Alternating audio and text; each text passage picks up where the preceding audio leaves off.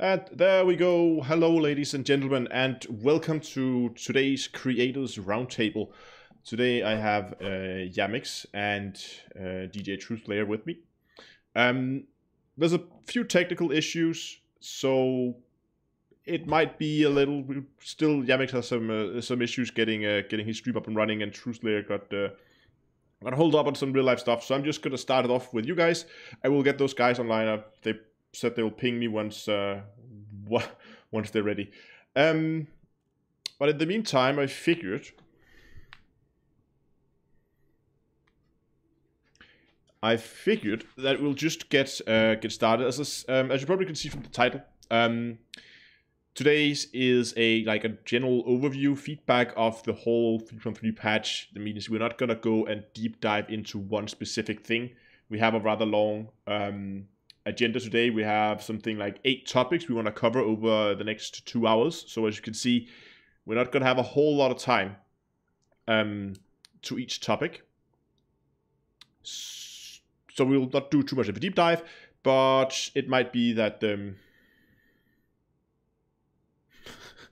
but it might be that we'll spend a little bit more time on this because some of the things are a little, well, it's not that much to say, to be honest. But we'll run over it, and yeah, that's what's gonna happen over the next couple of hours. So unmute Yamix now. Yamix is swearing a little bit at the moment. Let's just say put it like that. But as always, when I do these, when we do the creators roundtables, I will not reply to too much in chat. So sorry about that. I will try to keep an eye on it in case something comes up. But when we kind of start the whole roundtable, we begin to get into the topics. It could be very, it could be a little if I have to go and reply to your chat and then talk over the others, or I'll talk over their streams too. So I will not be replying directly to chat. I might just I might reply in text if there's something I feel I need to reply to, but other than that, yeah. And in the meantime, I will be taking out the core hunter again. You can see here my clipper, mining clipper. And we will try to go out and hunt some cores and make some money big.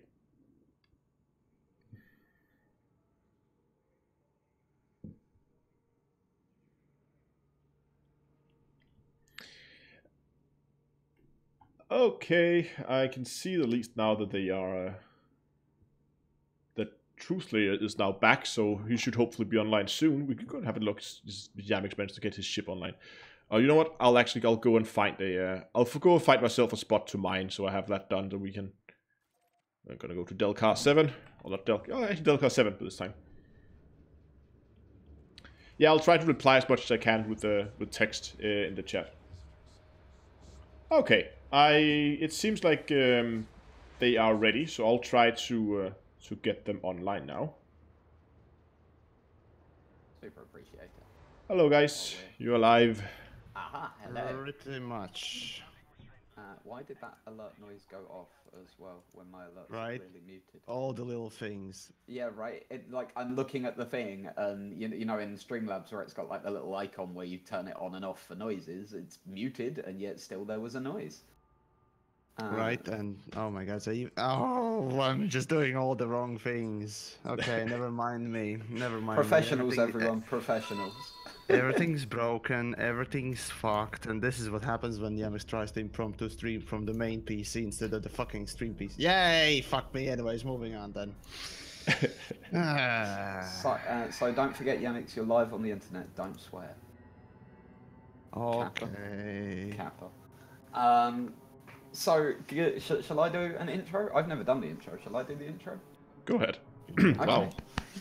So, good evening, everybody, and welcome to the Creators Roundtable on the 14th of December, 2018. We tonight are obviously going to be discussing the rollout of the latest patch that came out on Tuesday. We're going to be discussing quite a few things in a bit more depth. In particular, our agenda is that we're going to be going through the ships, the visuals, the mining, the mission boards, the Codex, the Squadrons and BGS, boo, The exploration and Thargoids and alien stuff. We are obviously going to cover each bit in as much depth as we can, and each of us will take the lead in different parts. This evening, we have the wonderful Down-to-Earth Astronomy. Say hello, Down-to-Earth Astronomy. Hello. And we also have or so he claims, great and powerful one, Yamix. Say hi, Yamix. Yes. Greetings. Greetings. How could I not be, right?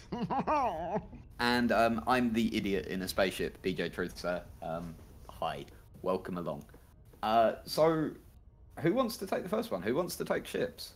Well, technically we have some sort. Oh, ships. Yeah, ships was the first one, and we haven't. No one got assigned ships. Right. So, well, I mean, I have reviews on it, so might as well.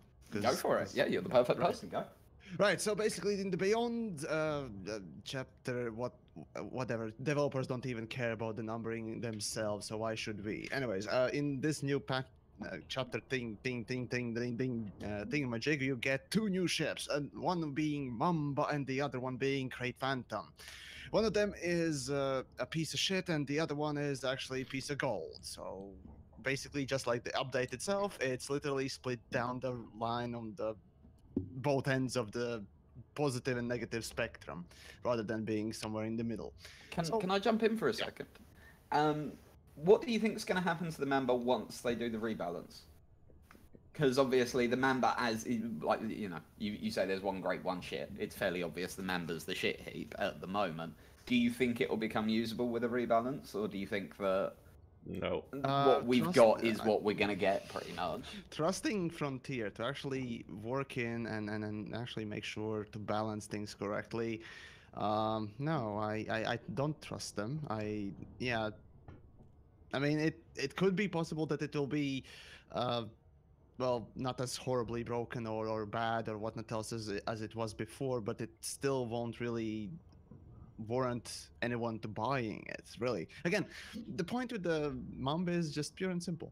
Why would you buy it if you have the option to buy a cheaper and a lot better ship, namely Furtherlands, which is the same fucking thing? Why would you do that? That's a question for me to you. So there you go. To me, the Mamba seems like a little gimmicky. It's kind of those like, oh, we want a racing, like a medium-sized racing ship. They just went with that idea and built a race car, and that's what it does. It goes fast in a straight line. And I'm okay with that. I'm going to be honest. I'm okay with that as an idea. Yeah. I'm perfectly okay with the idea of, do you know what? Let's just have a hot rod. Yeah. I'm perfectly okay with a hot rod, but in a game without racing, why build a racing ship? Yeah. There is no racing gameplay in the game. Yeah, other than that which we make ourselves. Yeah, I mean, obviously, to say there is no racing in Elite Dangerous is inaccurate, let's be honest. Yeah? There is racing in Elite Dangerous, but it is not a gameplay mechanic. It's something we do ourselves rather than something that's built into the game itself, yeah?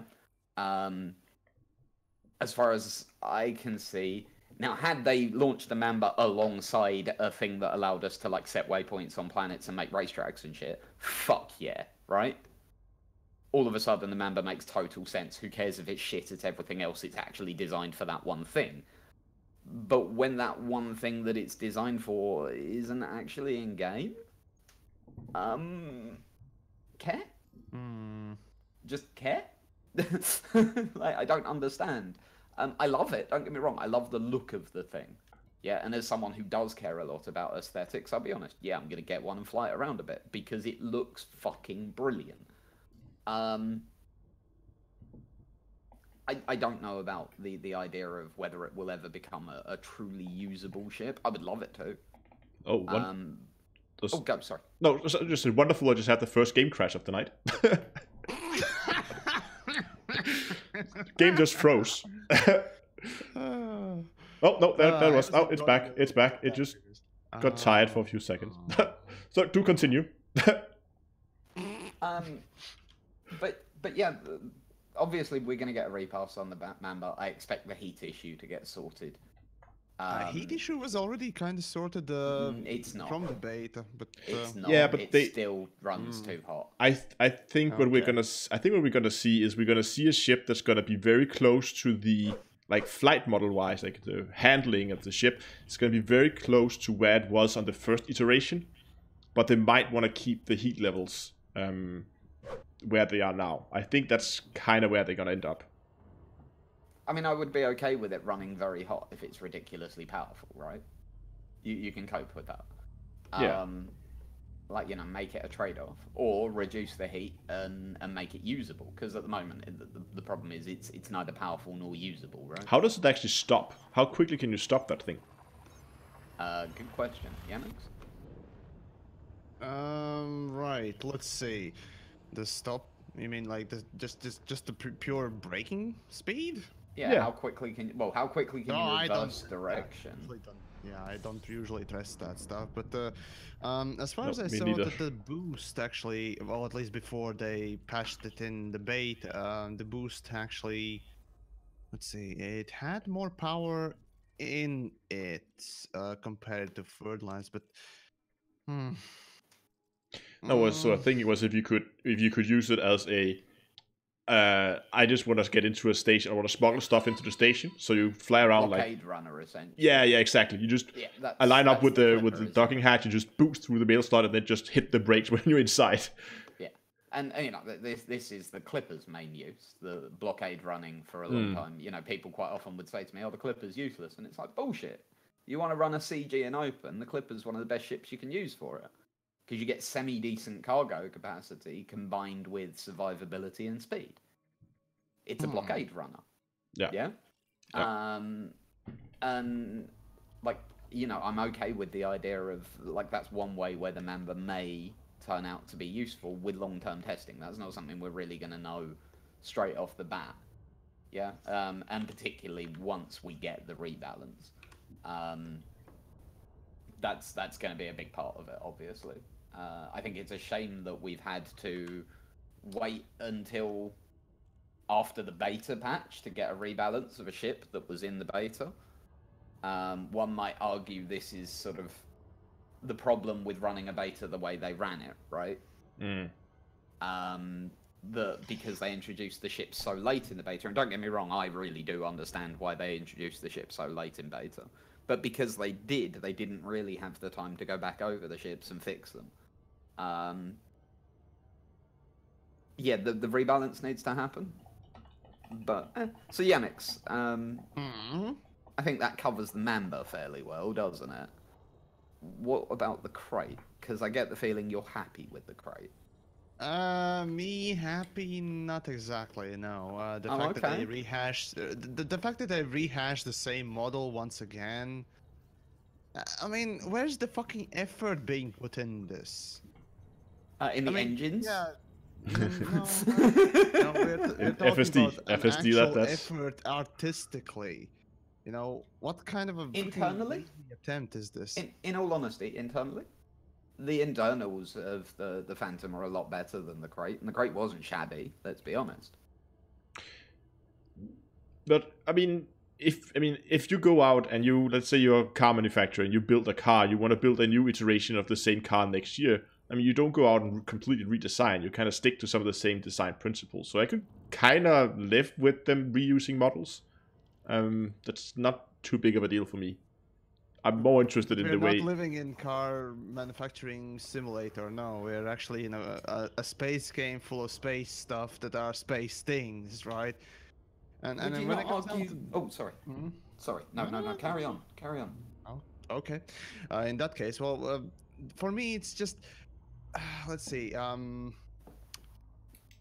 I rejoined around what was it? 2.1 at the end of 2.1 and early 2.2, right? I rejoined the community and whatnot else during that time, and yeah, the thing with the ships was mostly just okay. You every new patch you release a new type of thing that is quite a bit different. Like let's see, they released that was Beluga at the time, and I think they Did they release anything else aside from Beluga? No. Well, in any case, yeah. Um, before that, they released a few more, didn't they? No. Okay, yeah, okay, my memory is a bit I off mean, to there. be But fair, no, one thing. basically, originally they had every ship had a different look of it, and then of course the Viper 3, Viper 4, Cobra 4 came. Yeah. Those were lazy as fuck. Literally, not even internally. You know, the cockpit looked differently. Nothing looked different than previously. Just a slight outside, right? Um, but yeah, but you know, whenever game developers release literally the same model being rehashed constantly, it's a literal cost cutting measure for me. And in general, it is a cost cutting measure, sort of, with a slight texture change. And yeah, you can call it a different thing, but really it's just, would you actually put in rehash thing if you could put in extra time and But you could, you know, design something else? Can I jump in and play devil's advocate to that? Go. So, if I was designing Elite, yeah, and I was in charge of that, in all honesty, I might. I'm not saying I would, because I'm not in that position. It's difficult to know, yeah? But I might actually do it, because, as was brought up earlier by Down to Earth, car manufacturers do produce different variations of the same vehicle. Oh, yeah? they do, yes. Right.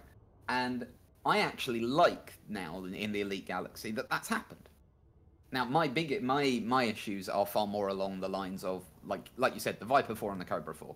Now, first of all, the Cobra 4 undeniably is a downgrade on the Cobra 3, and the Viper 4, that's almost like you know, someone like Porsche deciding that they're going to release a van on the chassis of the 911. Right? So the It's Porsche, like, what it's called? Yeah, they have that SUV. Yeah, oh, the Cayenne thing. Yeah, that one. Yeah. But even bigger and like, you know, proper white van style, right? It's a completely different type of ship. And The Porsche 16-wheeler. There we go. And the funny thing is, the Viper 4 is actually, it's found its place. The little armor tank, right? That's what the Viper 4 is. It is the little armor tank that could. And actually, it's quite a good ship. It's found its place. And when it was originally released, we would never have said that. But now we've realised over time the meta has grown. And actually, if you want an armor tank towards the beginning of the game, yeah, Viper 4, all the way. But I mean... go. Yeah, just the fact that they're reusing models. I mean, we have, for the longest time, we've had the Asp Explorer and the Asp Scout. We have the Diamondback Explorer, the Diamondback Scout. It's also reusing models. And I don't see it as a big issue. I overall think that the Crate Phantom is a great addition to the game. You could argue whether we needed another dedicated exploration ship, but I'm not complaining now that it's Would you call the Phantom a dedicated exploration ship? Now that's interesting. Yeah, in my mind, it's an exploration ship. That's what it's good for. That's really interesting, because myself and a lot of people I know are switching out to a combat ship. Okay, why not? Why is that better than the Mark II? Maneuverability mainly. But do you also, really need more maneuverability than you get from the Mark II? Yes. You always need more maneuverability, dude. The more it feels like an eagle on exactly. The more it feels like an eagle on steroids, the better, as far as I'm concerned. And yeah, the other thing is, like, I'm gonna have to look into this properly, but I've seen some discussions to do with actually being able to get higher shield power out of the Phantom than you can get out of the Crate. Could you? No, technically you could not. Apparently you can. Again, I will. This was a conversation I saw with some PvPers in a Discord that I'm in. They normally get their figures right, so I'm inclined to believe them, but I need to do a better look into it to find out how they've done it. Yeah. Same here. But yeah, apparently you can get higher shield strength from the Phantom. Now, again, that's anecdotal, and I will try and get figures for maybe next week, and try and find out if that's true. But if that is true, then it just becomes that the Phantom is just an upgrade in every way, shape, and form. Something that came up in my chat that is a really interesting idea. It's a worse mining ship, that's for sure. Yeah, that'll yeah. But no, one of the things that came up in my chat is if they're gonna do this variant thing, why not actually introduce roles for them? Like make them so that, you know, if you're going to introduce a variant, really specialize it to a role. Yeah. As an example, make the Phantom a stealth ship.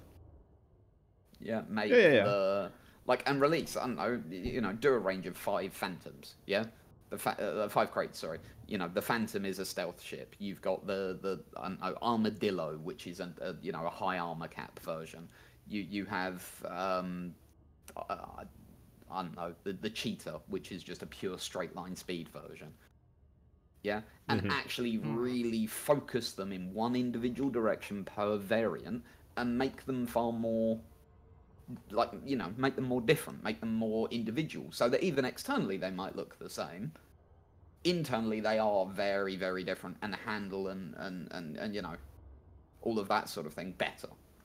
That might be it, Mose. Yes. Mose has just said to do with the Phantom's higher shield strength. It's probably to do with the Phantom's lower hull mass.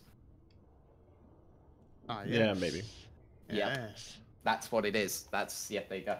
I haven't looked at the shield strength on it, to be honest. But no, yeah, I think Mose has nailed it. That's where you can get higher shield strength from the Phantom, because it can run the same class of shields, but because it has a lower mass, bingo. I don't know. In my book, it's an exploration ship. Yeah, it literally has just one trick up its sleeve, and that is the exploration or jump range, and here we are. Basically. Just as I've always seen the, like, to me, the with a chance, because I know we have some Imperials here, but I mean, I've always seen the cutter as a mining ship or a trade ship. That's what it's for in my book. But let's not go down that road. The cutter is a trade ship, I would argue as well. Yeah. Okay, fair enough. It's multi-role, don't get me wrong, but it's weighted towards trade. Yeah. Yeah. Should we move on to next topic, or does anyone else have anything they wanted to comment on the we ship? kind of need to run through a couple of topics right away. So right. Yeah, let's just move on. Let's move on. Yeah. So basically, to summarize ships, one's great, one's terrible, and is getting a rebalance. Let's see what it's like after that. Yeah. Visuals. I'll take the lead on this one to start with, if you want. Go for it. So I'm going to speak as a colorblind person on this one. The colors are more vibrant now, which makes them easier to tell apart. That's good, as far as I'm concerned. Yeah. For me, the color changes, the lighting changes, and everything have been nothing but beneficial. I think that some more options as far as being able to tweak these settings would be nice. There's certainly been some reports of people who are having real issues because of the new lighting model. But yeah, I took some screenshots yesterday, and I genuinely couldn't believe they'd come out of Elite Dangerous. They look like a more realistic No Man's Sky, if that makes sense. Yeah. Mm-hmm. In a way, it does.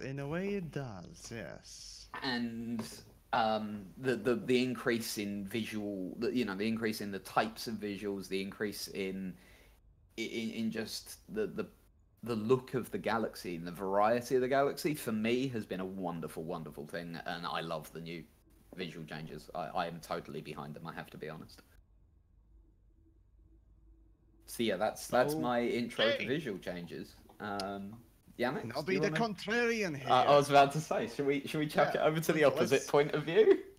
Yeah. So my take on the visuals is that what literally has happened is an amateur has just gone into Elite Dangerous and put in color saturation, contrast, and other things, basically creating, well, a mess. What, of course, on maybe a screenshot may look good, actually becomes quite bad on, when you're experiencing it. And here we basically are just experiencing sort of a worse looking version. The thing is, yes, colors are more vibrant because the saturation has been turned up. Contrast also has been increased slightly. So oftentimes when you go onto planet, you will see, you know, darker darks and then lighter lights and what else. But the problem is that colors do get washed out. Details get washed out quite a bit, as a matter of fact. If you go on a particularly lighter looking planet, which I found to be actually quite ugly. You know, I do enjoy seeing details, as a matter of fact. So yeah, and the saturation, okay, it can be good in some places. Definitely, Elite could use a little bit more color. That's for sure. Problem though was, yeah, in the bloom, the color bleed. The bloom actually is the bigger issue, to be frank. The fact that you know, That you I'll start to agree with. see- Just to jump in, that I will totally agree with. I actually tried turning bloom off. It's so bad. Yeah, it Yeah. literally saturates your screen with just extra light and color and whatnot else in some ways, and it's messing around with the detail, and it doesn't look good. Unfortunately, it looks perhaps better on the screenshot, but it doesn't look good when you actually have to look at the fucking thing constantly and actually focus on it. That's the issue.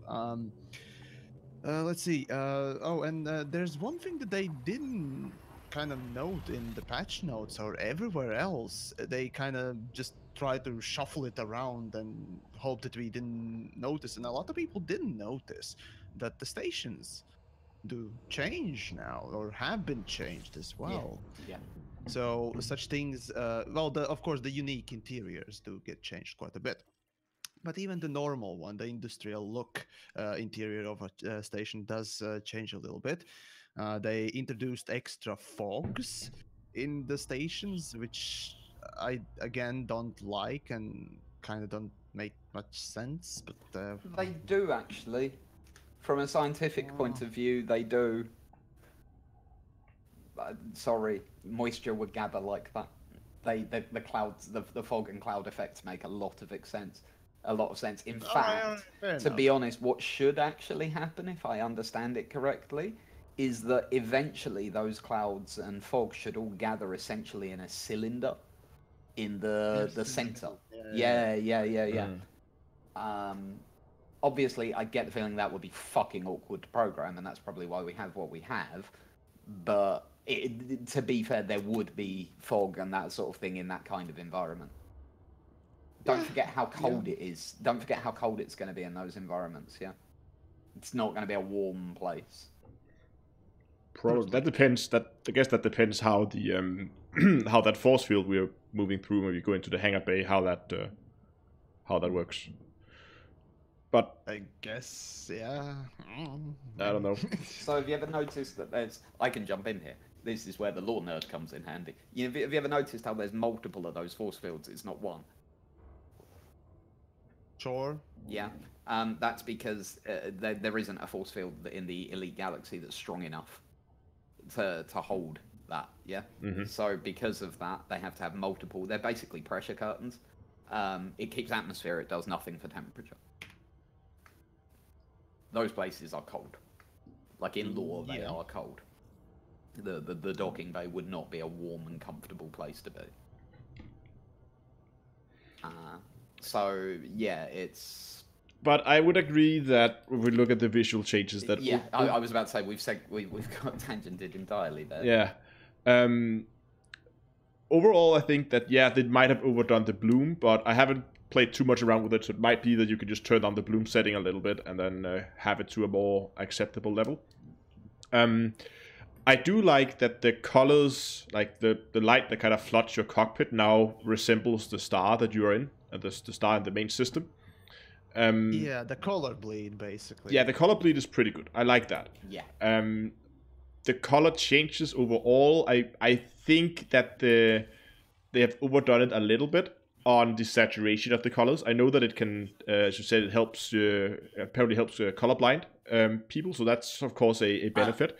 Hang on, I'm gonna just jump in there with one thing about the stations. It got worse, not better. Okay, so Yes. But again, I Yes, think it the is. For saturated. colorblind people, the stations have gotten worse, not better. I have to use the auto docker in almost all of the station types now, or the compass. They're my only two choices. I can't see the docking pads. So yeah, about the stations. So basically, what changed for the stations is, of course, the normal luxury class and tourist and industrial, well, normal sort of looking stations really just got a little bit more foggier, but that's about it. As for the other types, like agricultural, that at least on my end, I put a video on the old starports.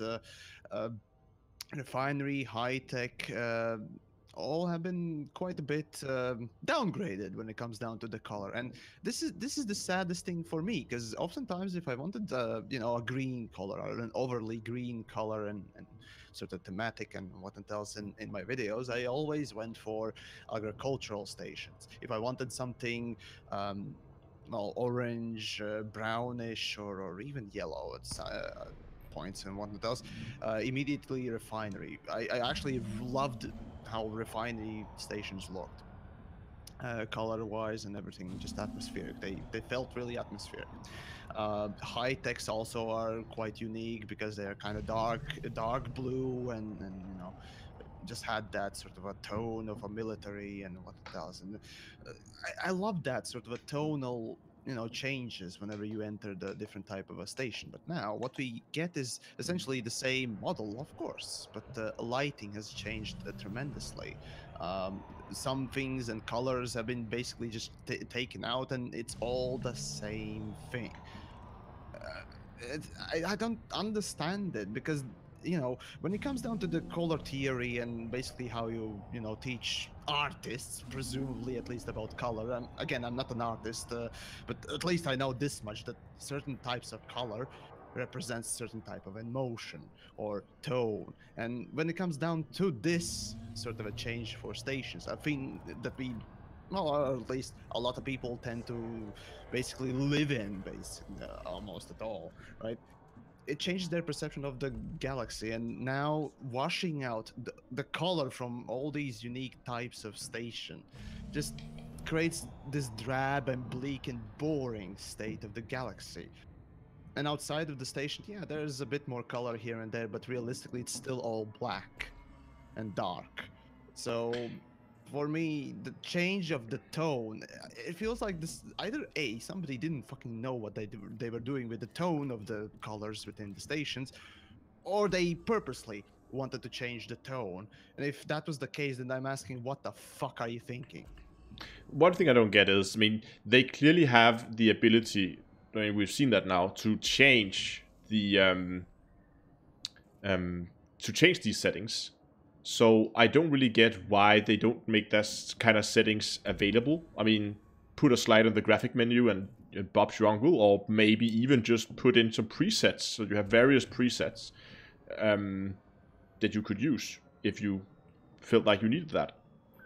I mean, I don't think it would be too difficult to do. I was about to say the honest answer to that just comes down to dev time. But Things can like it, that do I mean, take okay. Also, hang on, just to jump in. Also, they have been trying to hire a UX designer for quite a while now and haven't found anyone competent, it would seem, because the advert is still up. UX as The UX is things like that. Designing in the sliders in menus and shit like that. That's all UX. oh, that is user Experience.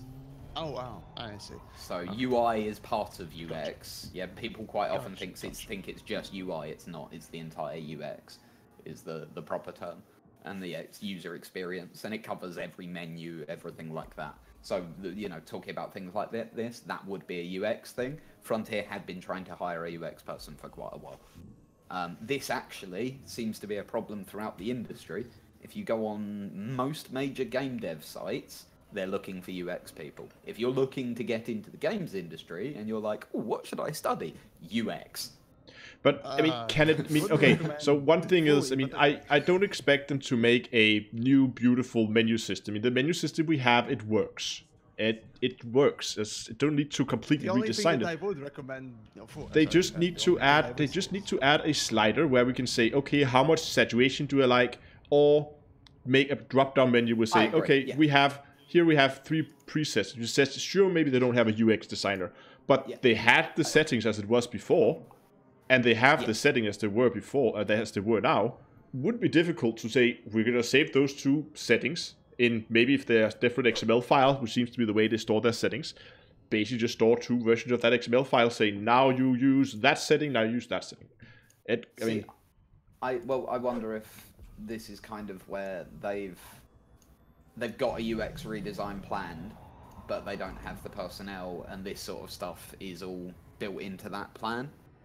I don't know. I'm, shit shooting here. That may well be the answer. It may also just be a pure hardware thing. It may be that these things are hard-coded into the engine. We don't know.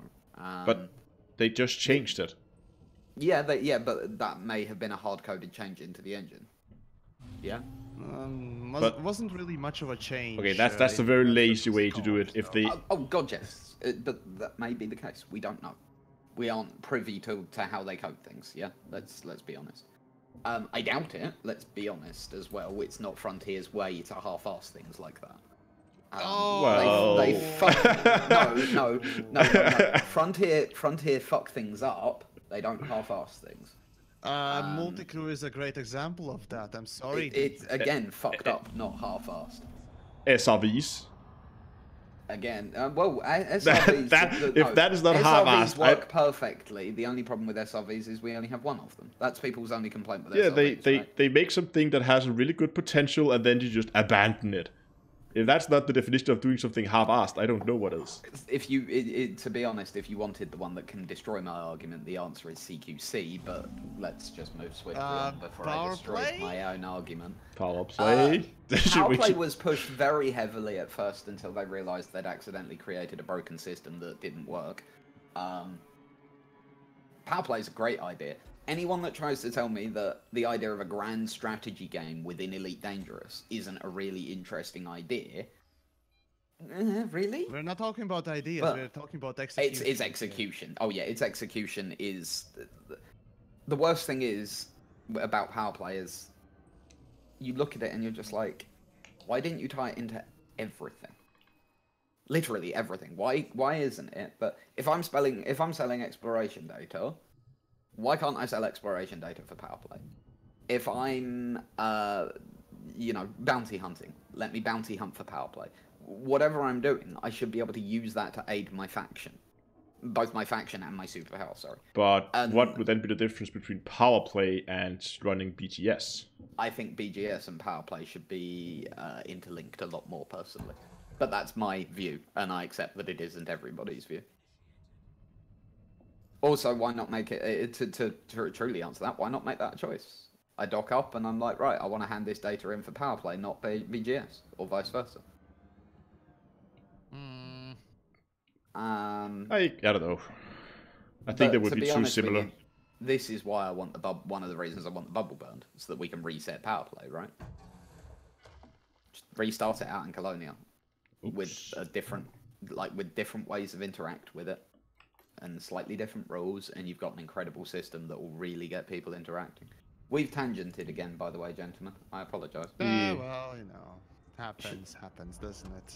So, mining. Some people like it, some people loathe it. Sliders should be introduced. That's pretty much the TLDR on that one, isn't it? Down to earth. Astro has something. Oh, do you have something on lighting, or do you want to go on to mining? I would have gone. I thought you said mining before. Yeah, let's go on to mining. I have mining, right? Yeah, I know you want to lead out mining. So yes, I can talk for days on mining. Tell us all about mining, please. I assume that you don't want to run through the whole setup. Basically, they added new deposits. You can blow them up, and they added new high-value materials. I am enjoying mining tremendously. I did that before, to be fair, but I think they've done a really good job on mining. I'm echoing Yamix here. And there's one thing that kind of disappoints me a little bit with mining, and that is the fact that there is only one model for motherlode asteroids per belt type. So that means if you go into a metallic ring, it will always be teardropped. If you go into in a rocky ring, it will always be kind of like slightly elongated, potato-shaped. That means you can begin to spot them by shape rather than actually have to go up and prospect them. You can start to use the old Mark 1 eyeball, which... Exactly. Yeah. Visual indicators are always a nice thing, right? Yeah, because now I can look at an asteroid and say, oh, no, that's the wrong shape, or so that one will not have mother loads in. I've learned it for the metallic ring. I can pretty much spot those at like 10-kilometer range. I'm trying to learn the rocket rings as well. Variety would come a long way, wouldn't it? Yeah, but the problem I have is, I mean, that goes back to the SRVs we talked about before, that I mean, it would be easy for them to, in the future, introduce more models for asteroids that can be blown up, but I know they're not going to do it. I mean... Is that not down to Stellarforge? Would that not just be a case of them modifying some numbers in Stellarforge, which they have done in the I don't past? think... No, the Stellarforge has nothing to do with the asteroids. The Stellarforge purely does star types. Stellarforge is where everything comes from. No, the Stellarforge does the asteroids, the planets, the stars. Yeah, and the type of rings that come with the planets. Yeah, okay, so it might be the type of rings, but it has nothing to do with the actual shape of the asteroids. But then the type of rings will then cause what spawns, so perhaps some changes to Stellarforge, no, but okay, perhaps just some changes to the types of rings is not much I have an issue with. What I have an issue with is if I go into a rocky ring, which I'm in right now, and now I'm beginning to learn the shape of the rocky roid that will blow up, then I'll just go around, scan whenever something pops up bright and yellow, and look at it. Does that have the right shape? No. Then I don't even want to go bother and scan it. I'll just go and move on to the next one. And that's a double-edged sword, right?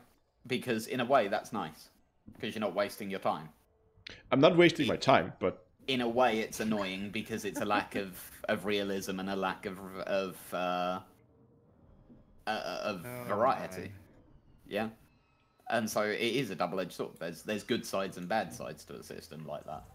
I'm honestly not sure which I'd prefer. I don't do enough mining to be like, no, I would definitely prefer that.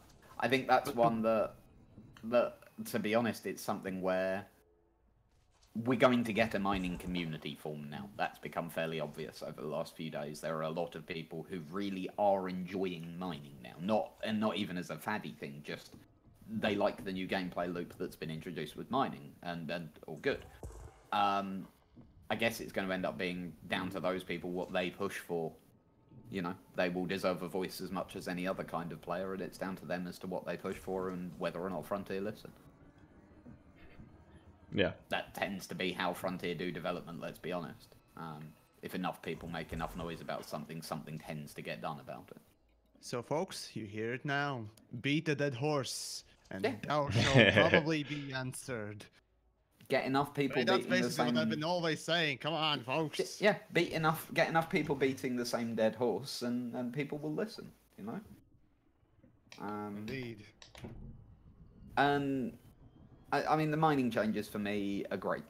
They really are. They've made mining something that's, like, vaguely interesting and worth doing, which it wasn't before. It bored the fuck out of me. The only time I ever did mining was when I was after materials, and I'd tend to put Netflix on and do Netflix and drill. Netflix and drill. That's something very different, but okay, let's keep it at that. Yeah, something from a German porn, right? Lol. No, when it comes down to mining, okay, so for me, basically, the old mining was, I looked at it as a rather simple thing. Basically, there's a lot of effort being put in it, doing gameplay and so on and so forth, but the reward was basically none. When you compare, you know, to everything else, and even just the simplest things, everything else, aside from fucking combat, I guess. But in any case, the mining, yeah, mining and trading literally are done for the profit. That is the culmination of your gameplay. That's literally what it ends up being. Of course, aside from the fun of performing certain actions and so on and so forth. Reward oftentimes is the longevity piece that everyone looks forward to, and the game didn't have that before this update. Though now I'm still inclined to say that it's still underpaying for the effort that you are expected to be put in, or rather you are putting literally in just to get a little bit of rock here and there. Um, so yeah, it's just still woefully underpaying, and Really? I'm okay, hearing once people are getting 20 Okay, million credits an Mavic, hour. what do you expect mining to be paying then? Yeah. about 50 million would be nice. Combat would be 100 million in my mind. But you Simple can as make that. 20 Why million not? mining if you want to, if you know what you're Yeah. doing. 20 million an hour I know. mining is plenty I know. for me. Um, That's enough. Like 20 million credits an hour. Oh, you for say me. 50 or 15? Depend. 50, Again, he said. it's, 50. Oh, yeah, okay, 50. okay. It really depends when it comes down to the ships that you're using, because trading and mining are heavily dependent on your cargo space of the Yeah, ship. ship size And massively also impacts. so essentially, in order to be able to regain all the cost of your let's say a cutter, right? Well, yeah, a 50 million would be just fine for doing, relatively speaking, low threat gameplay and low skill gameplay. Because, yeah, I you need wouldn't to say learn, it's low where to skill do things. anymore. No. Mining isn't low skill anymore. It depends what you're doing, but okay, let's say you're going for the big ones and Yeah. yeah. The most efficient method of mining now is to Right. go after the mother loads. That's not Yeah. non-skill. That's skill-based gameplay. Yeah, that requires a little bit of knowledge, previous knowledge, which is decent amount of knowledge for skill part, but really still effort being put in is still big. Time put in is quite a lot as well, but when it comes down to the threat of your ship getting blown up is relatively low, or basically none, depending where you go, because finding a player within the rock, or even having an NPC spawn in as a pirate for you once you're in the ring, is zero. It literally Yeah, is zero. Once you get in it, it's zero. So threat Unless is someone zero. follows your wake in, you're good. Exactly, and that's only for the limited time period, right? Yeah. So for no skill, for no threat, for relatively lower skill compared to a lot of other gameplays, uh, and a lot of effort and time being put in, 50 million would be the baseline. I would say you should be making with the fucking cutter in an hour. It assures that you would be making back the money for the cutter's rebuy, and then some on top of it. That would make for a rather enjoyable gameplay, at least in my mind, and also, of course, rewarding and so on and so forth. But what it is right now is just, in my mind, just underpaying, even still. But I So mean, that is okay. my reasoning about how would I go So about it. one of the most efficient ships when it comes to hunting motherlode right now seems to be the Clipper. Funnily enough, it's really weird, but it is. Well, it has a lot of cargo space, yes. Yeah, it's decent. I mean, I can have like almost For the 200 price of the tons. ship, it is. Yes. Yeah, and I have a rebuy of I just checked it. I think it was around 3 million, 3.1 million. If I can make 20 million per hour for a 3 million rebuy, that's okay with me. That's good. That's good with such a ship, yes. But when it comes down to something bigger like Cutter, unfortunately, you're still gonna make that 20 million an hour. The difference is you won't need to go back and sell that stuff for a little bit. So it kind of increases your pay an hour a little bit, but that takes in also the fact that you will actually stay in that ring.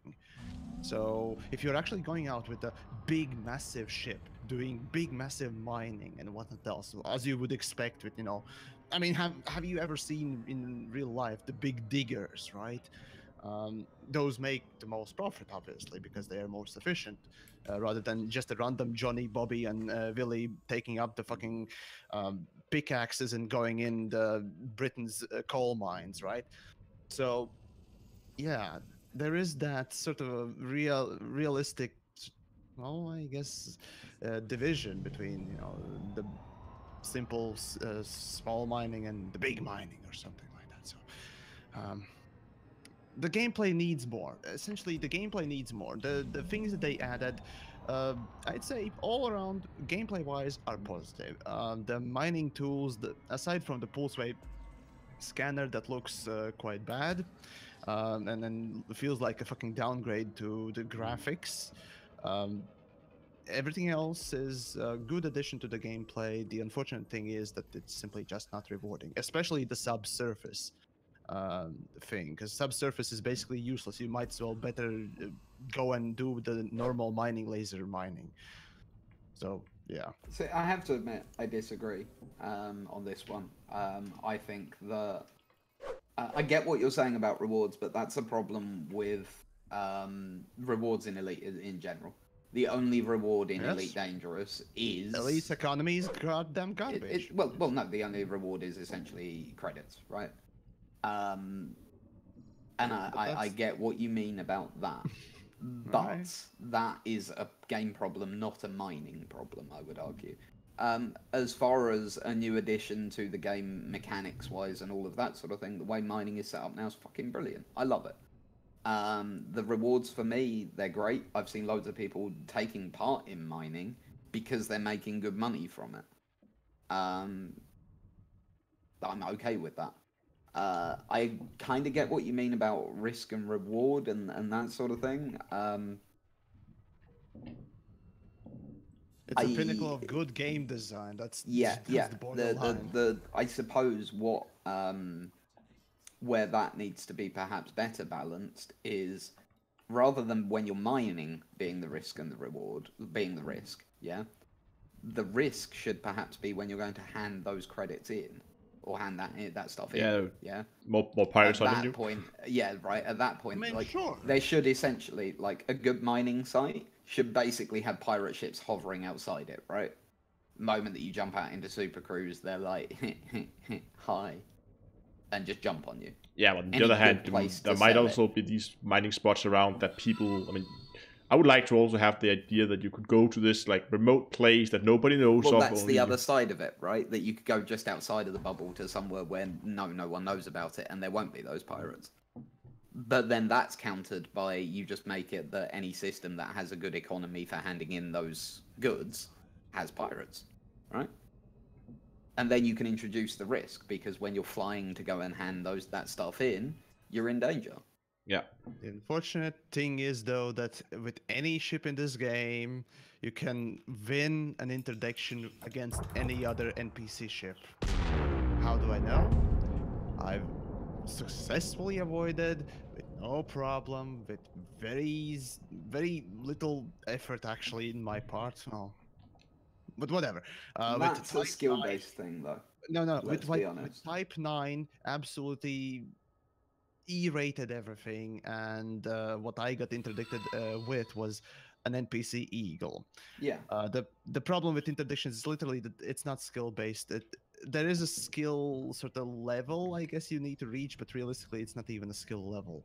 It literally is that the NPCs are just mandatory to have some sort of success rate or potential for you to avoid it in any sort of a ship that you are in.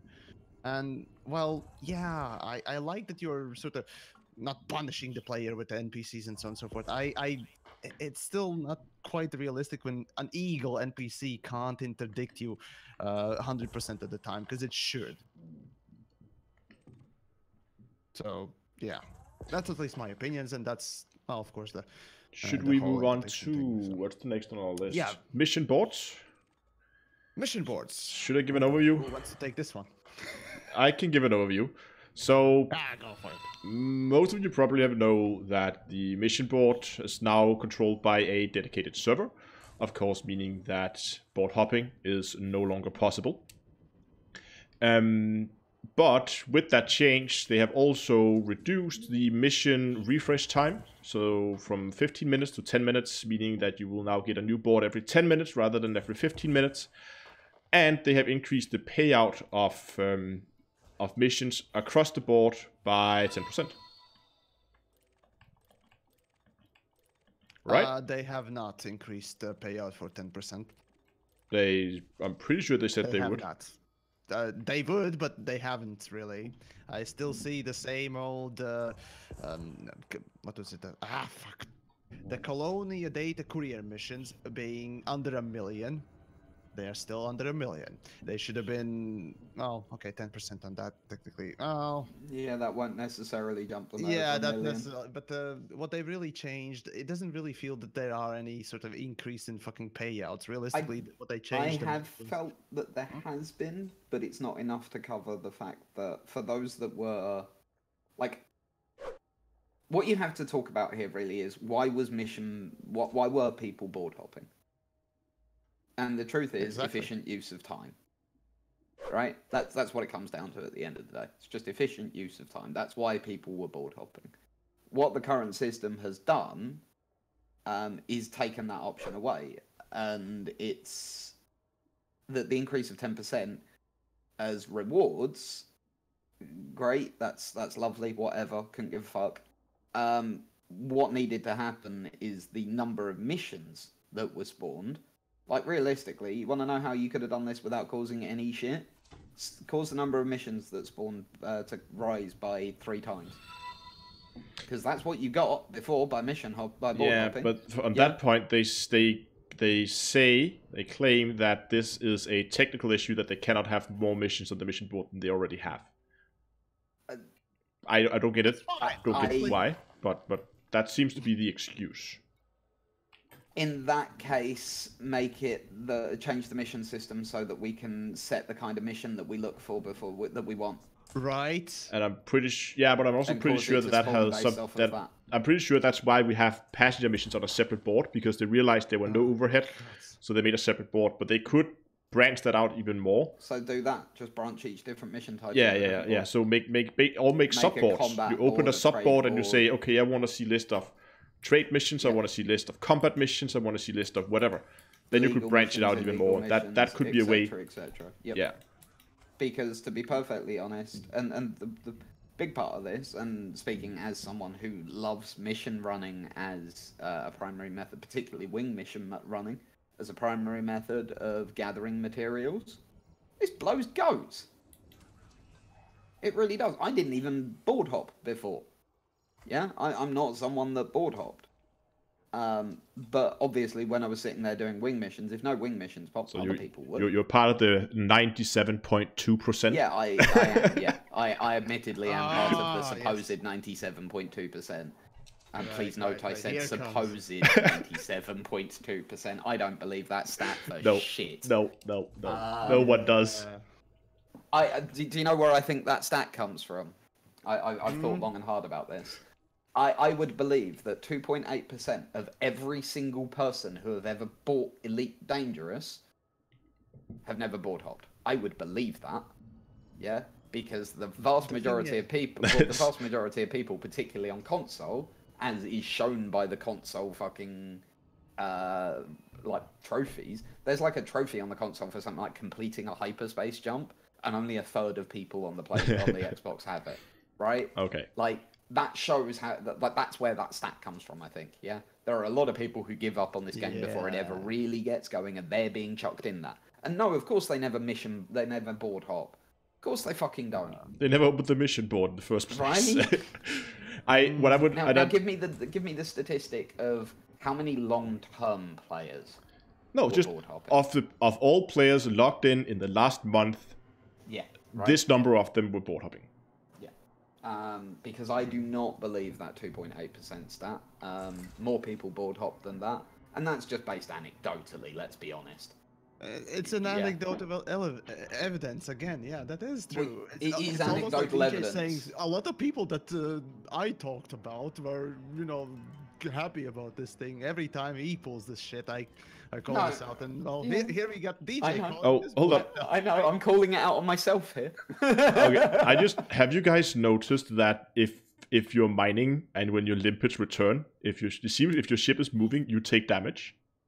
Really? Yes. I just lost a ring of shield from a limpet returning. I like that. With the new mining, there's also one interesting change that the chunks from the exploded asteroids or the abrasions basically those new bigger chunks, those will actually damage you. Yeah, if you if you're too close to the asteroid Or when if it you blows, move, it can yeah. really hurt you. Also, have you tried going into? No, the chunks Oh themselves. yeah, they will hurt you. The things Yeah. that limpets Oh actually, right, I see what you mean. Yeah, yeah. those do cost a little bit of hull damage I like sometimes that. too. Have you seen what That's happens when stupid. you fly into an ice asteroid after Yeah, you've your cracked ship it? cools down. Yeah, they showcase that. That's fucking great. I really like that. Just as a neat little touch, I really like it. It's nice. I agree. It's absolutely nice, but it's not realistic. It's stupid as fuck. Oh, good God, It no. doesn't make sense. It doesn't make any sense because ice we associate with cold things, but guess what? In space there are a lot more colder things than matter, Yeah. right? The ring is already 4 Kelvin. That's pretty damn cold. Right. Maybe But an yeah, asteroid ring would be slightly warmer. I don't know, but about the mission boards, though, returning. yeah. Real Sorry, quick, I derailed us there. The thing that I used to say, basically, before or even during debate, and even now, and so on and so forth, the mission board. So basically, increasing the 10% payout is never gonna change anything. It never will. A flat increase in pay doesn't fix shit, you stupid fucks. Okay. Simple as that. The problem with the game is that literally we have gameplay that overpays as hell, and a gameplay that doesn't pay enough at all. Guess which two I'm referring to right about now. I mean, it could be really any of the two, but what I am mostly talking about, the more extreme cases, one being bounty hunting, free form bounty hunting and resource sites or whatnot else, and the other one being that overpays passenger missions. Yep. Simple as that. You can't just go and increase it flat by 10, 20, whatever percent. You need to take case by case, and you really don't have that many cases to go over. You get combat, you get passenger missions, you get trade, you get mining, you get piracy, a few more, I guess, skimmer kills, and then some other little smaller gameplays from missions and so on and so forth that all need just a little bit of human touch, right? Just like an unwanted gal, it just needs a little bit of human touch, or more than just a little bit, but you get the point. So yeah. DJ, do you want to? I don't. Do you guys have more on the mission board, or should we move on to the Codex? I want to talk about the Codex. I want to talk about Codex. I think we are almost on schedule, actually. Let's take us into the Codex. The Codex is amazing. It's the best tool Frontier have ever introduced into Elite Dangerous, in my mind. First of all, the lore section's fucking great. If you haven't gone into the Knowledge Hub section on the Codex yet, and started listening through the different lore bits and all of that sort of thing, this is some of the stuff that Yamix and I have bitched about a lot in the past that just isn't in game. Oh, I've over bitched about it, holy fuck. Yeah, right? And it's in game now. And you can listen to it while you're doing other shit. You can, and like literally last night I was out exploring and we were listening to the bits about the Empire, the Alliance, and the Federation. There's full, history sections, culture sections, all of that sort of stuff. It gives you a real feeling as to who these factions are. There's individual entries about the power play leaders and the notable people who turn up on Galnet, fleshing them out a bit more. So on that side of things, it gives wonderful background and all of that sort of thing. But I don't think that's my favourite bit. As amazing as it is, and it is amazing, it's a bit like the Mass Effect Codex in that regard. But then there's the like exploration-centric part of the Codex, right? And like on my stream at the moment, we have some kind of space fiche. I have no idea entirely what it is, but it's some kind of space fiche in a Lagrange cloud filled with spiky crystal things. And I found that by going into my right-hand panel, going into the Codex. It had been reported, so I was like, oh, let's go and have a look at that. Clicked on the bit in the report, it opened up the galaxy map to the star I wanted to go to. I routed to said star, I jumped there, I went to the stellar phenomena, I found the thing that I went to look at. All in game, no external sources, no having to leave the game once. Now that is what we've been crying out for. That's what we're calling for. Now, immediately, I have to be honest, because I'm greedy, I'm like, that's amazing, now do it more. Right? So, trade. Yeah? Do the same shit for trade. So, right. there's some money to be made here, go and do the trade. Yep, right. Do the same shit for trade. Do the same shit for the law beacons. Right? Why aren't the law beacons all listed in that thing? They should be. And tourist beacons too. Yeah, the law. Tourist beacons for me count as law. Tourist beacons count as law beacons. I use a general. I use an umbrella term for them. I apologise. Should have been more specific. But yeah, I mean tourist beacons, law beacons, all of those sort of things. They should be in there. Yeah. Make it so that that codex can not lead you by the nose, but act as a tour facility essentially for more than just exploration. As I say, mining is another great example. Yeah, so I should be able to go into that and be like, "Yo, I want to mine this. Where's the best place in the galaxy in the bubble to mine this?" And it'll be like, "Yo, you want to go here?" Yeah. Yeah. That also then creates a hotspot for players, yeah, because if you go to that place in open, there's going to be loads of people there, right? Because the codex is pointing everyone there. Great. More chances for people to interact in open if that's your bag, right? Yeah. Wicked. All of that's good stuff. So yeah, the codex has shown, like Frontier, you have seen the way forward. The codex is amazing. There is literally nothing bad I have to say about it. Now take that idea and fucking run with it. I hope they do. I mean, it seems... But one thing that the first thing I thought when I heard that they were going to do something like the Codex, I had that feeling like, okay, so does that mean that they have so much stuff hidden that we haven't found? And now they're like, okay, we have to give people like a helping hand finding stuff, because otherwise we're just going to keep adding stuff that nobody's ever going to find.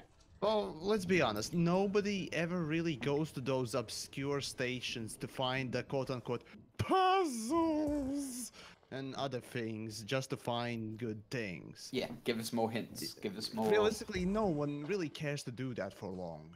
There are dedicated people. I mean, we got Canon and other folks, and right? But let's be honest. Just, no. Those are niche people, again. And all the best to them for helping us thus far, but come on, guys. And I think, correct me if I'm wrong, didn't Frontier say at some point that, now of course the Codex, you can't mention the Codex without mentioning Raxler, I think that made everybody hyped. Okay, everybody but Yabix. Yes. But it seems at least that I think I've recalled them saying that they have had, there's been people in the system where Rexler is, and they honked the system and left. But yeah, they've teased that multiple times, and then okay, so it's not no, it's not a big help, but it's just underlying the point that I'm trying to make, that I think they introduced the Codex because that we are not discovering the things they want us to discover. And maybe it's also a way for them to kind of nudge us in the right direction, because if they want us to suddenly discover a specific thing to fit into whatever story they're trying to tell, they can say, oh, look in the Codex, this thing has suddenly been reported. You should all go and investigate it. I love that. Can I give an example? Yeah, go ahead. Example of that sort of thing. So, and this is actually more tied into the exploration rather than the Codex thing, but the system that the Imperial Inquisition research base is in, out in the Pleiades Nebula, we long suspected that there were barnacle sites on that planet and could never find them. Mm-hmm. There are 18 barnacle sites on that planet. 18. Okay. And we couldn't find them. Yeah, we were. And, do you think seriously, that Malik was literally gridding. He literally gridded that planet up and searched it by eyeball, trying to find those things. Yeah. Do you think they've added more surface features? Nope. No. Nope. That one, like they've been there. Yeah. I honestly, personally expect that really quite a bit of those geysers and blah, all the geology. They've been there for ages, yeah. Yeah, it's like realistically they could have been there normally for ages there, but the problem is that, you know, it's so fucking hard to just even find one. Yeah. When you have literally billions of stars just in the fucking bubble. And that's planets, I mean. Yeah, that's where this new exploration system comes in and makes it so much easier and so much better, right? Like, it's so much easier to find stuff now. Like, we've tagged all those 18 sites now. We now know there are 18 barnacle sites out there. Wicked, cool. We know that now. And you know there's not 19, also. Yeah. Very important thing to note. This is super useful. And I think it's about time that FDev gave us the tools to find stuff like that. It really is. On the other side of that, as much as that might sound like a complaint saying it's about time, as much as it is about time, I'm not complaining. I adore it. And it ties in really, like, you know, we're talking about the Codex here, supposedly. This all does tie in so well with the Codex. You know, you find something that no one else has ever seen before, all of a sudden it's going to go up in the Codex with your name in it, right? That's pretty fucking awesome as well. Yeah? Yeah, you have your own little wiki page you can go to and say, haha, I found that. Yeah, right? And there's no more bullshit arguing, oh, I found it first. Yeah. No, you didn't. Where's your timer? No, you don't have the timer. Fuck you. Yeah. And the thing is, I've been to one of those gold rushes, and it's been... Oh, it's been funny to listen to them. Yeah, they're great. Always, you know, yeah. the Sovereignty always tries to get involved when they introduce a new Thargoid variant. We try to be one of the first to kill it. I still remember when the first attacked capital ships were found, or rather, I was part of the group that found the first one. I was with Artemis, and they found it, and then the next after a couple of weeks, then I'm with Sovereignty. They found the fucking what was the first sites, Thargoid sites, the right? first Thargoid sites, when we found the first ones of those. Yep. Yeah, with us when we did that. Yeah. And I'm like, fucking hell, this can be really fun. Yeah. Oh, it's amazing when stuff like that happens. That's some of the best memories of Elite, right? The gold rushes and the finding the new stuff and being amongst those first groups. There's nothing like it. It's brilliant. And that's when Elite is at its strongest. Elite is naturally, like any other MMO, at its Unless weakest. it's broken. Well, yeah. But Elite is at its weakest when it's in content droughts. Let's be honest. This is always. Yes. It's the perennial MMO problem, and to be honest with you, the MMO that solves it is going to make more money than sends. Just throw a lot of money at it, you know. Blizzard, that would come on, well, Blizzard. no, but Activision Blizzard, come on. But well, yeah. To be honest, they've got the budget that they could be pumping out new content. Every I'm week, just saying, right? come on, Blizzard, you can do it. Yeah. And they make a mobile game. Yeah, right. Well. Oh God, don't remind me. Sorry. Anyhow, so unless anyone has anything to add, I think. Codex, right? One thing though for me. Oh, yeah.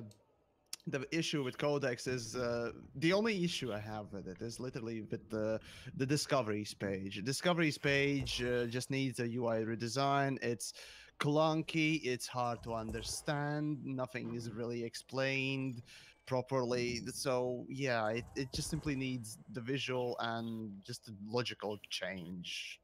That's my take on it. Because the first thing that I did when I opened the Codex is what's rumored? What's confirmed? Yeah. What is this? Where's the explanation for the shit? Where's the legend? Yeah, where's the legend? Right? Yeah. Not only that, there's also the fact that what's this value? Let me just open the Codex because I was definitely fucking confused about a few things. Where was it? Fuck it, just open any. Right, so reported by and reported in, okay, fine, but then there were a couple of confirmed ones and then non-confirmed ones and just the list. Yeah. Literally, the Codex takes so much up for one entry that could be literally a small little detail that you could click and open more information about where to find it and whether or not you discovered it and whatnot else. It's just I think part of that is because it's also designed for console UI. Console, yes, I know, but you can still design something for consoles that is also compact and easy to go over. Yeah. Does it have? I haven't been I'm going to open up and look. Does it have like a My Discovery so I could go and see this is the stuff that I have found? Yes, but it's not backdated. It's not. No, okay, that's fair enough. But if I went out and discovered something tomorrow, it would be somewhere on the My Discoveries. Yeah. Where is that? Commander? Let me check. It is in Codex. Yeah, it's in Commander, and then Archive.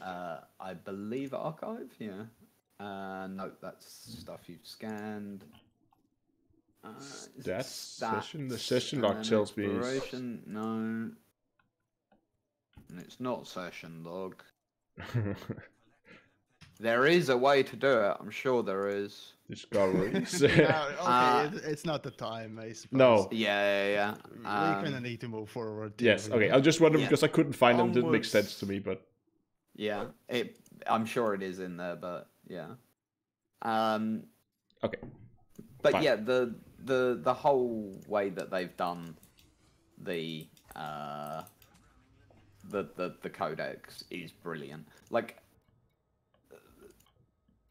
it is genuinely about time. It's not perfect. There's stuff missing from it. You know, there could be more information in there. Yeah, but it's also quite clearly, you know, a set of building blocks that they're going to build upon. The discoveries thing, I agree with you about it could do with, you know, some more explanation as to how it works. All we need is just one more go on the discoveries UI. That's all it really needs for it to be perfect. But I will say, even with that, it's a perfectly, like, I'm used to it now, and it's a perfectly workable UI, so I'm okay with it. And as I said, literally, like, since this came in, right, I've in the inner Orion spur, I've been ticking off all of the stuff that's in there, yeah? So I've done all of the Q-type anomalies in the inner Orion spur. I haven't seen one yet. Yeah, I've done all of them. They're worth doing. Careful, though. I know. One of them in particular will eat your hull. Yeah? I lost 19% hull to one yesterday. Nah. I'll poke it with me dick. Don't worry. I've seen all of the different coloured Lagrange clouds in the bubble sector. What colours? So I have seen yellow and blue. I've seen green and red. Yeah, there's blue, green, orange, pink, red, yellow, and... We kind of bridge into exploration anyway, so let's just... Have you... all those... they were given some silly name doing the beta. Those small things that looks like Fargoids that kind of fart something and then they move around like that? The gourd mollusks. Yes. Yep, there's the gourd mollusks. I've seen 2 of the 5 different types of gourd mollusks in the bubble. I'm currently at the collared pods, which are the things that look like space fish.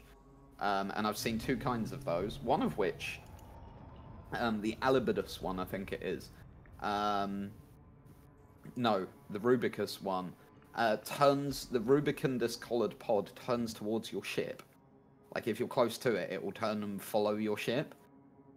It's really, really quite weird. It's slightly unsettling. Sounds fun. I've seen the solid and lattice mineral spheres, all the different types of metallic crystals in the bubble. I've done all of that in 2 days. Okay, but other than it being weird, we don't know really what it is, I guess. No, but you can find out more, as more people are scanning them, we're finding more out about them, which is really interesting. Okay, cool. And each of the things like the collared pods, the mollusks and whatnot, seem to have a trait of some kind, which you have to scan them while they're doing the thing, and then you'll get a trait confirmed. Okay. And so there is like science to be done on them. And again, like, literally, I did that all in game without going, like, I didn't go to YouTube, I didn't go and look at Obsidian, I didn't go and look at Yamix or anything like that to find out where I needed to go. Yamix the Explorer. No, but you know what I mean, yeah? All I did was go into the Codex and went, oh, that looks pretty, I'm going to go and look at that. And then I did. Which would have been impossible Should we move on to talk about Squadrons and BGS? Yes. That's kind of tied in together, but then still not. Oh, okay. To quickly go over the BGS, basically, the BGS people got some new tools, and I think it was a state or so to Yeah, help. Yeah, a few new BGS states. changed from the ground up, and it's better now. There's a lot more feedback as to what you're doing. The whole system is more logical. It seems to make more sense. I get the feeling BGS is going to be pretty awesome. It's going to go fairly well. Yeah, basically it's that's in a all bit I of can a say. mess at the moment while it all settles down. But that will take a few days for it to settle down. That's just how that goes. But BGS is a definite improvement. There's no doubt about that. Right. Squadrons. Moving on. Yeah. Yeah, but okay, just- now that we're on BGS, there's one thing that very few I've seen have talked about. That is the fact that you can now, before when you would want to undermine a specific faction, it was very efficient to go out one man and just shoot cops in a specific system. You would get a lot of bounty, a lot of notoriety, but you could basically undermine a whole faction single-handedly. Now that has been changed, so now it does, I think, like a tenth of the influence that it did before. So it's really been reduced, and some people seem to be really salty about that. Well, guess But- who? But basically, it means that you can, at least until people find another way, that method is no longer available when it comes to undermining a whole faction, which means that you can no longer, like, one man undermine a whole faction. You can argue whether that's a good change or not, I guess. Oh, that's a very good thing. Yeah, I would tend to agree, yeah. Because for the fairness sake, when you think about it, one person builds up something, right? Okay, one person can knock it down. All right, that's fair. For the game's perspective, two people can overpower one, but having one person overpowering multiple people, I'm sorry, but no, that's how I would not at least develop a game myself ever. Unless there's a specific reason, and we're not talking about the evolve level of, garbage. So Of asymmetric okay, game fine. design. No. Yeah. Evolve. Okay, in a way, it could have been nice, but it unfortunately wasn't. But asymmetrical gameplay, there has to be balance regardless. But yeah, that Yeah, so the is- past seems to have balanced BGS more, which is going to be good. Mm. So should we Squadrons. Yeah. So, who want to wants to start? smoke that? Oh, God. All right, I'll start. Thank you, Frontier, for giving my very large group another layer of administration that we have to deal with. We really appreciate it. Can we have some features that make it useful now? Yeah, fleet carriers. Oh, wait, no. No, I couldn't give it. In all honesty, couldn't give a fuck about fleet carriers. Yeah, Right, they'd be neat. Yeah, don't get me wrong, they'd be neat.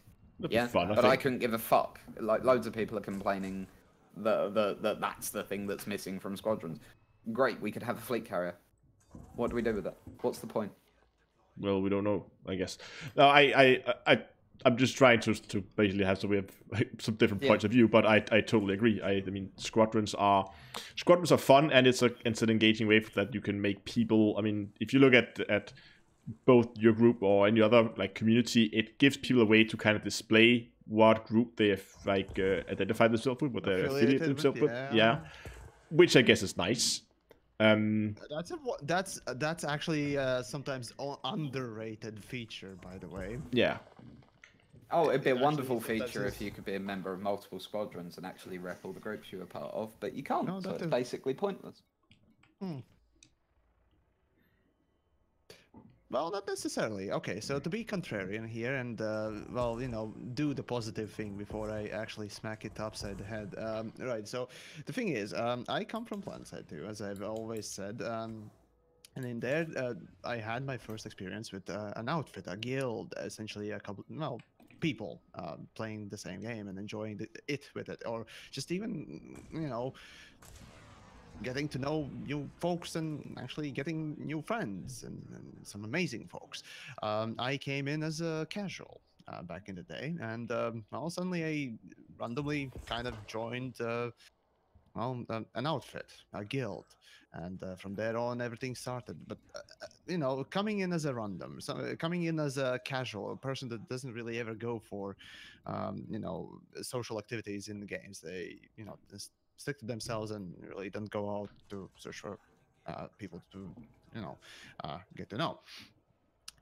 For them to actually have some sort of entry level of tool to communicate with other players in a friendly kind of a way, and uh, get them going is a good thing. So in that regard, the Squadrons is a good thing for the longevity of the game, which would allow anyone in the future just picking up the game, being able to connect with other people, and then sorting out logistics as to where to meet, or what sort of I don't know, Because none of us have Discord. Discord they are using, right?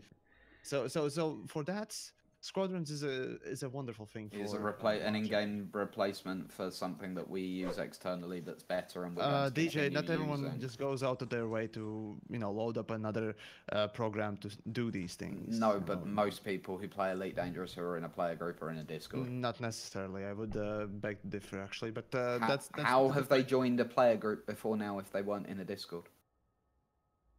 Talking about the general populace of yeah, no, that's what I know, but players. I'm talking about people who are in player groups. The people who are in player groups, who are the people who are going to be joining Squadrons. Yeah. That's because the game is already set up like that. Yeah, exactly. That's the thing. They're adding on to a pre-existing system. They're acting as if they're introducing something that there is no background for when there is. Yeah, we've got years worth of player groups already existing in this game who have pre-existing infrastructure. Provide them with things that, like the one good thing, the one thing that I will undeniably just go, yeah, that's awesome about Squadrons, shared bookmarks, fucking great, love it. Yeah. Yeah, that's the sort of shit they should have given us with Squadrons.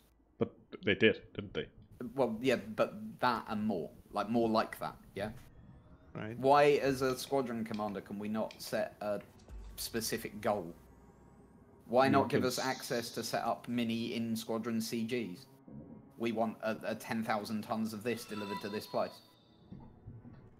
But that would require that you have something to use 10,000 of anything to in any given place. It does for BGS. There is a use for it. But what would the player... Okay, so you would need some that the player group could get something out of it. Yeah, they would. Like most player groups and most squadrons are attached to minor factions. Use that. If they're not, they generally are attached to power play factions. So use that. Yeah, one or the other. There's loads of ways you can do that.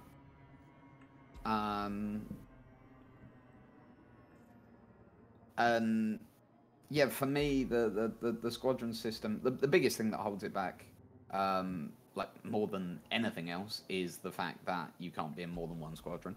Yeah. I'd probably shut up about it if you could be in more than one squadron. I would agree actually on the necessity for multiple squadrons indeed. The second one obviously for me is the size. And the third one would be the fact that it's actually worse than in beta. It's more clunky, it's less responsive, and the funniest thing is, in beta you were able to read the applicant's message, for application. Now you can't. Now you can't, because guess what? We can't be bothered to test this shit. We also can't set a message. Message of the day? No, you can't set the message that goes out, like, the one where you're looking for a squadron and there's supposed to be like a recruitment message. You can't set that.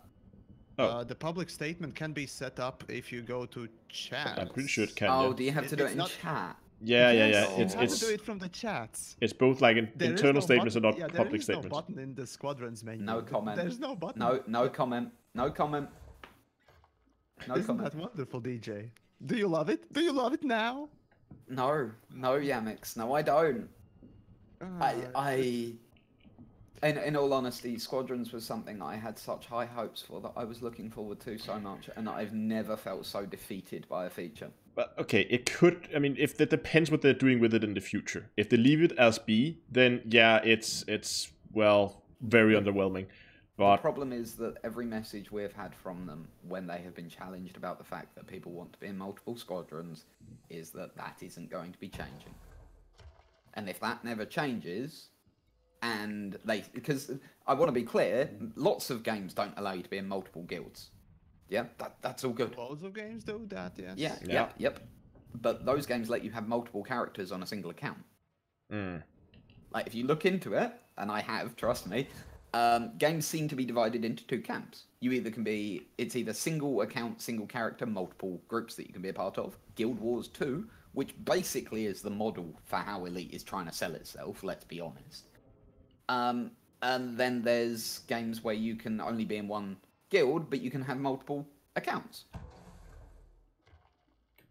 Frontier has gone, let's take the worst of both of those systems and put them together.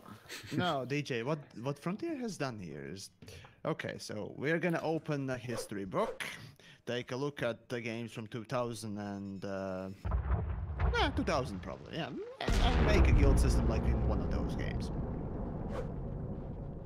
That's how it feels to me, at least. There's basically just a borderline old school thinking when it comes down to, well, frankly, a lot of changes for Elite Dangerous, a lot of features. It's just unwillingness to learn from the fucking industry that you're in.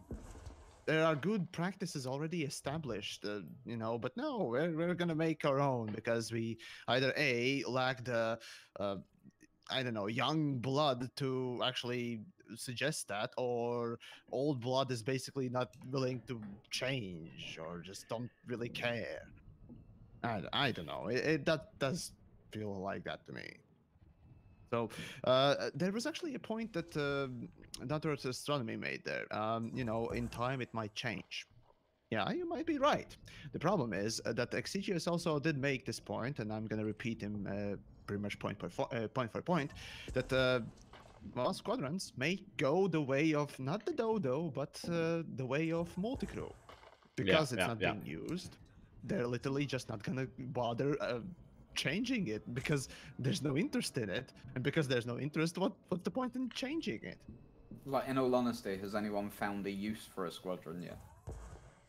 Currently, I have only one use. What's that? And that's making it to 500 and telling you're them literally on a fucking EP measurement contest. That's what you're using it for. Also, yes. The Dead Horse Squadron is the biggest squadron out there, so screw y'all. Not being funny, that as much as I get the meme, like, isn't that pretty fucking terrible? It is. It's just. Isn't that a bit like the people they remove their dislike from Justin Bieber's Baby just to make YouTube Rewind the most hated video ever, which has been a thing. I don't know if you really. Oh god, that's fucking. It's already hilarious. it's already the most disliked. Yes, so I know. Yeah. Neon said squadron use, having somebody to chat with on a long ass exploration mission in the middle of nowhere. That is a good point. Fair enough. So people are actually using the in-game chat, because I'll be honest, with the sovereignty is barely being used because of the Discord. For me, it's constantly because, well, mostly, Is that just when you're on?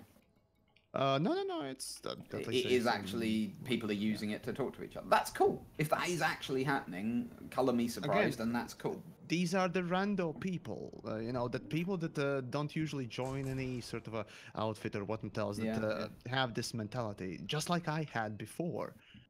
That's cool. Yeah, I like that. That's cool. I'm happy to hear that. At least people are getting use out of it. That's nice to hear. And like I said, there's the saddest thing too. Also, the squadrons, as I said, are crucial for the game's longevity and its community. Yeah. And basically having this half-baked, barely working even fucking thing. Yeah. Who's gonna fucking stay in the game and actually use it? And what's the point of making it if it's just gonna be broken? It's not gonna be used for longevity of the game. It's just gonna be there, another point in the fucking, or rather nail in the fucking coffin, rather than a helper or CPR. Yeah. So. I don't know. It's such I mean, a wasted opportunity.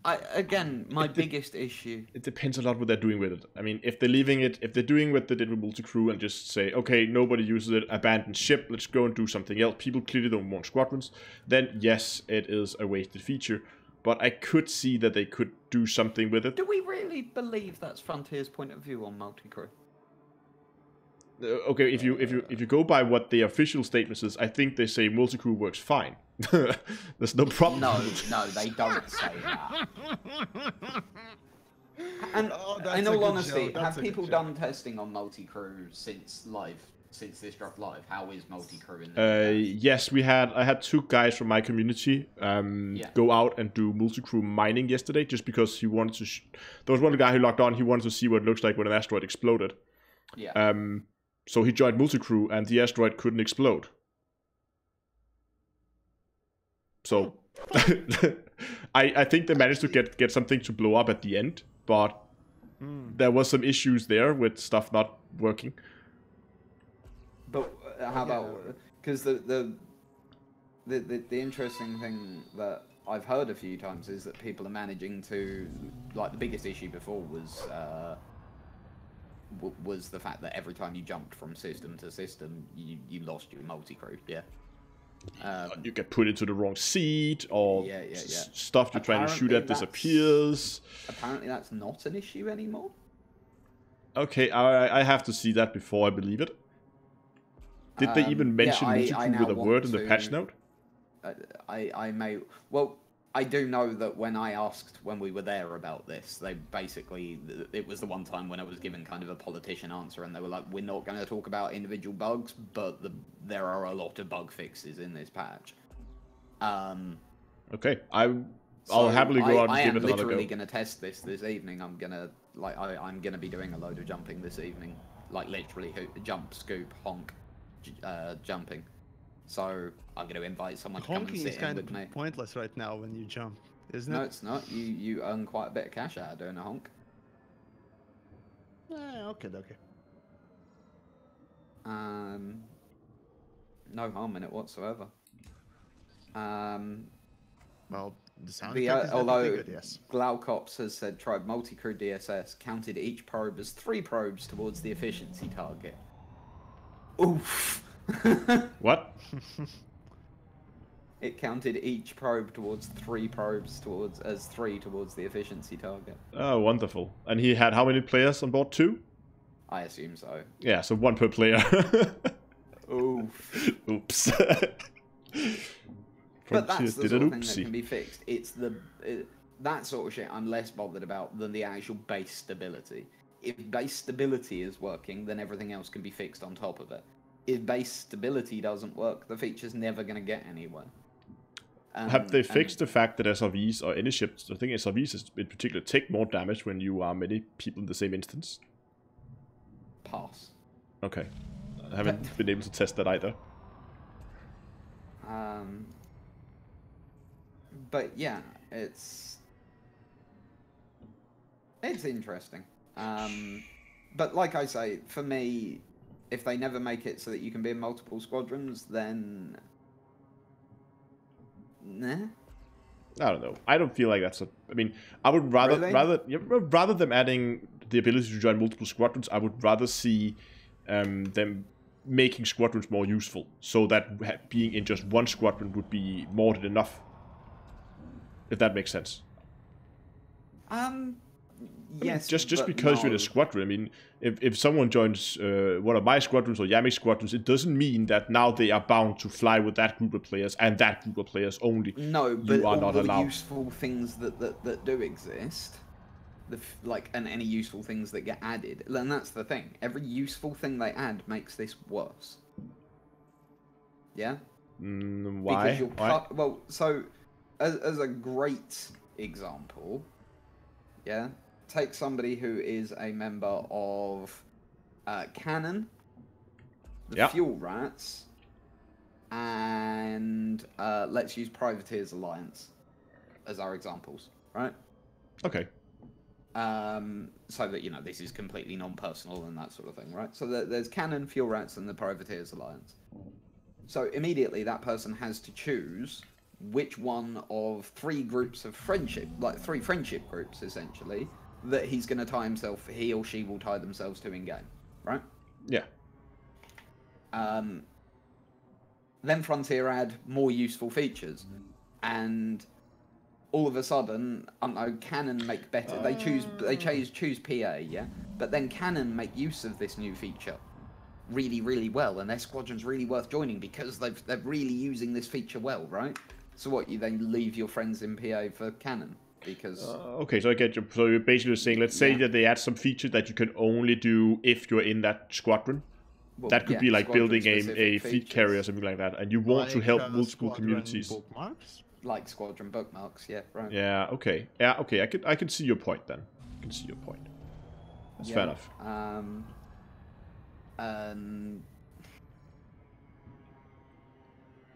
That's my issue, and it always has been, and it was my issue from the day they announced that you could only be in one squadron.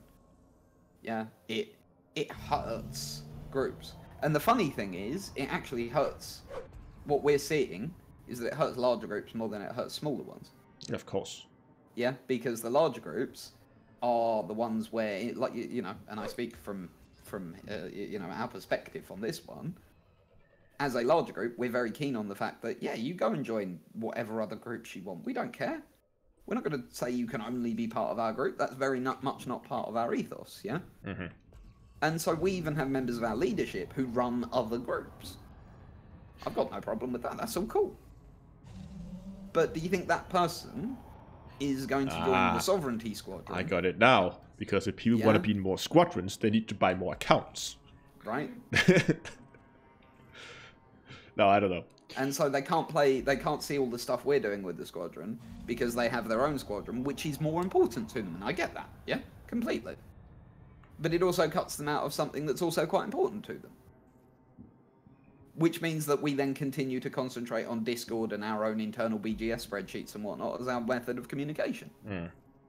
Which means there's less incentive to join the squadron. Repeat ad infinitum. Oh, this is good. Well, that's a really good way of putting it, John Sugar. Imagine if Yamix, you said to everyone, yeah, you can be in my Discord, but nobody else's. Yeah, Discords would be very empty. Be the most egotistical piece of shit around, right? Yeah, but that's essentially what Frontier have done. They've made everyone make that choice. It's a really good analogy. Well, you can argue from that apologist side that, oh, but you're not forced to join the squadron. Why would you need to do that? You can always just not join. You're not forced to not play with them. But that doesn't really make much sense. So, yeah.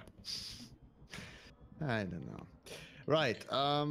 Do we want to return to exploration? Do we have anything we didn't cover there, or do we? Well, we didn't really talk much about it. We talked about the new alien stuff, sort of, but that's about it. Is that the FSS scanner?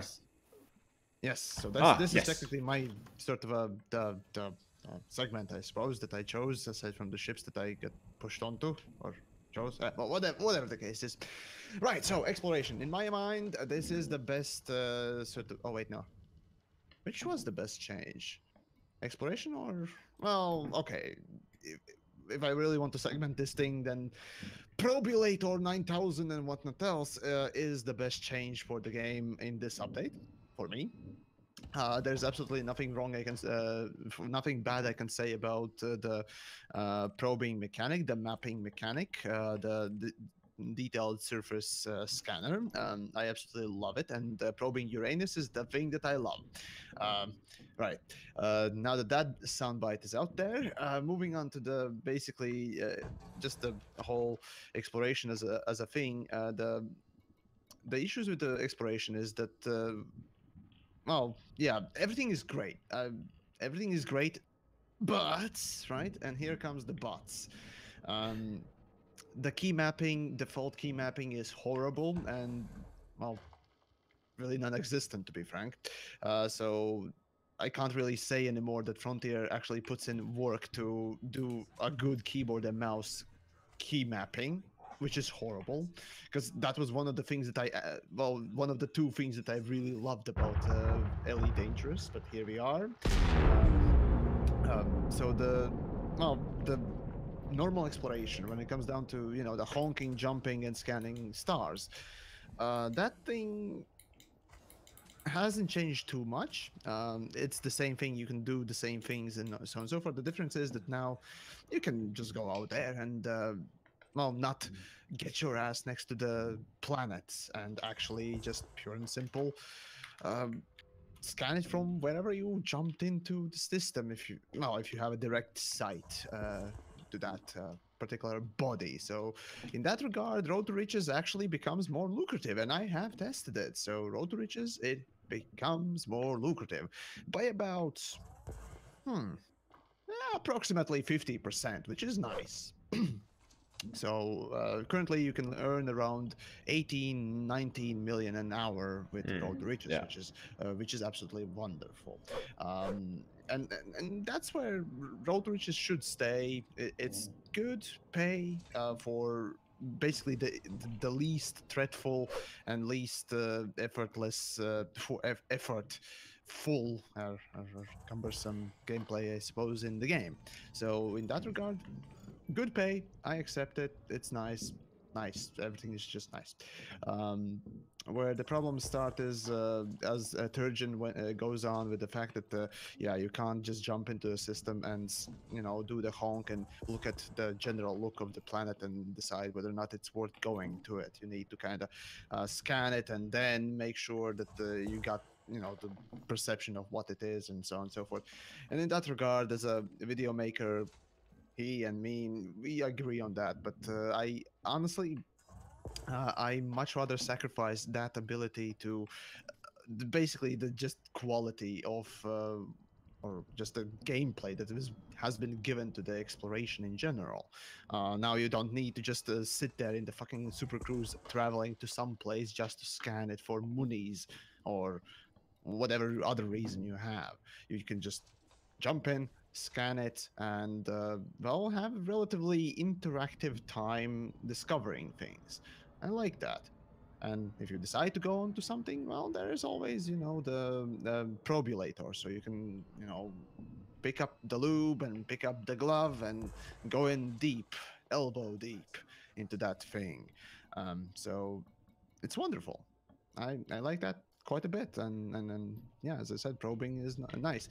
The pay from probing, I still need to test, so don't quote me on this. A lot of people have been saying that it's actually good that you can go and scan it and it gives you more monies, but yeah, I'm still dubious about that. But yeah, the probing, the fact that you don't need to go and discover actually, on the planet's surface by hand or by eyesight, literally, interesting sites, like, right, the one that I'm in right now, the geyser place, right?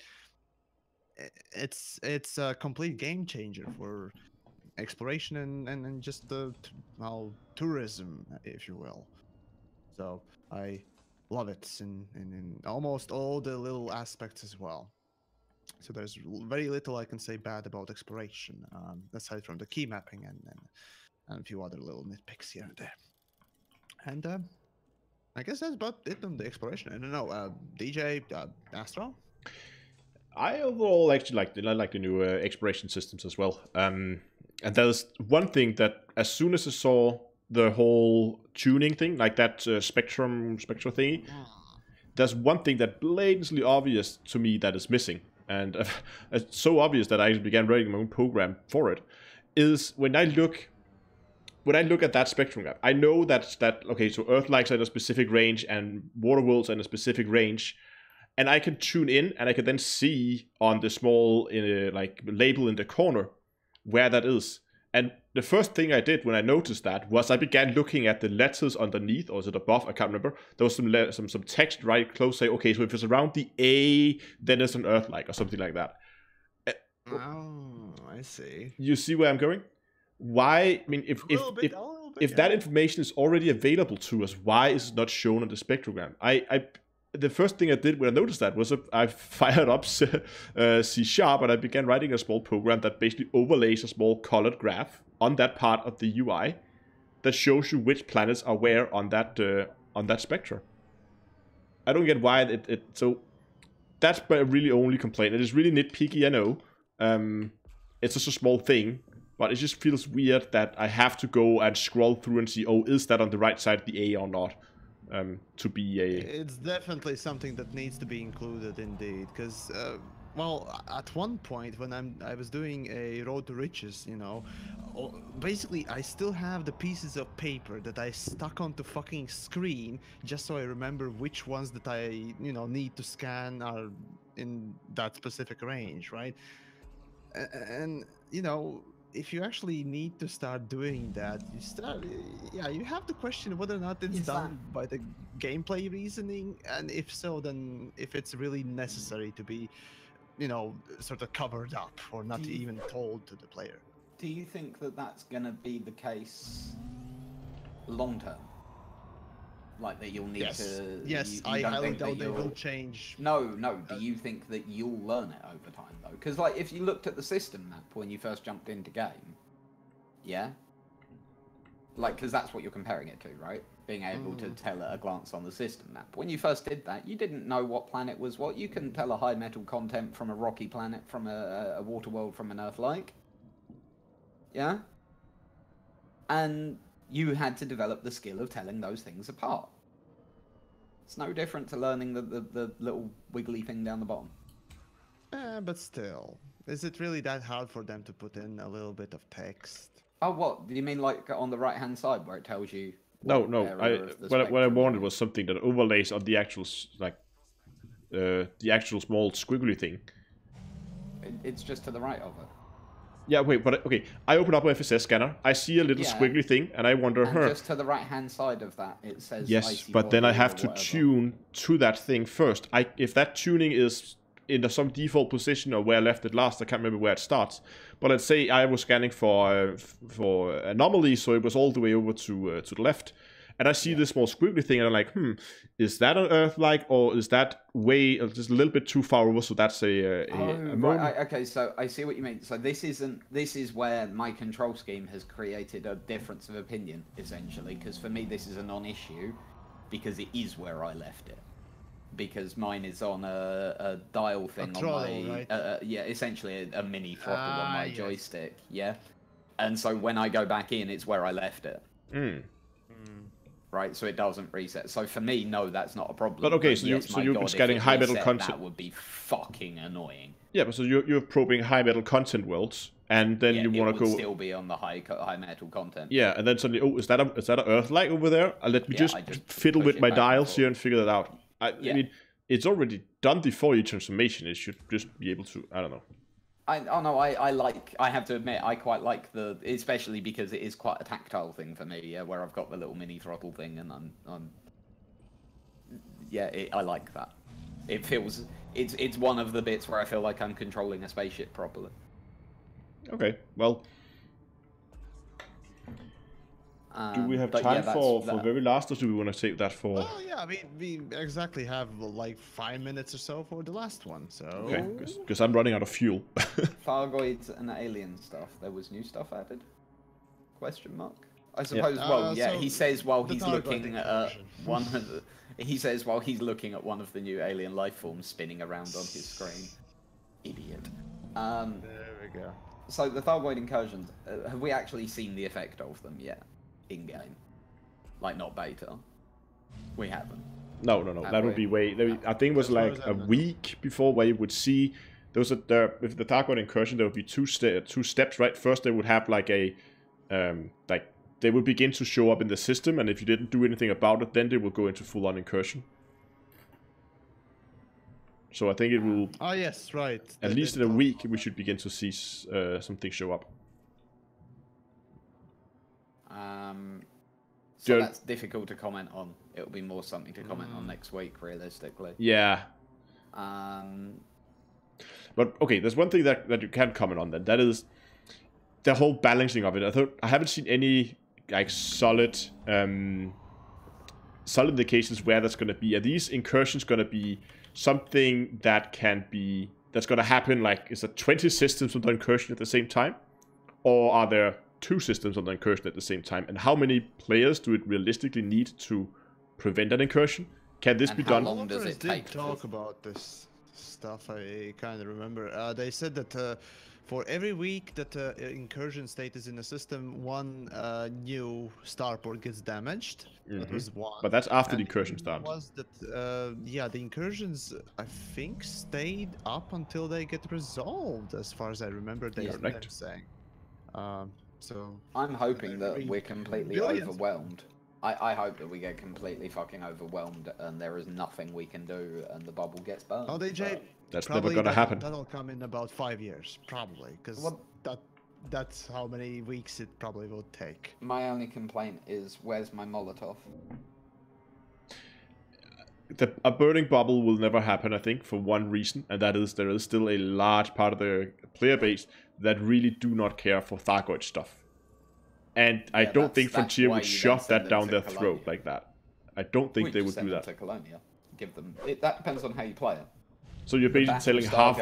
I don't know if it's half, but let's say it's half the player base. Say, well, suck it up, guys. Either you're now gonna be fighting Thargoids, or you just have to live in Colonia and move your shit out there. Well, yeah, tough choice. Again, no, everyone. This is I love whenever we discuss this. Everyone automatically assumes that in doing this, they wouldn't introduce an alternate method to getting to Colonia. Why on earth would they force everyone to move to Colonia like that? There has to be an alternate method for getting there, right? I would still think if they suddenly said either you're fighting Thargoids in the bubble or you move to Colonia, and let's say they make like a hyper gate or something that makes traveling back and forth really easy, fair enough.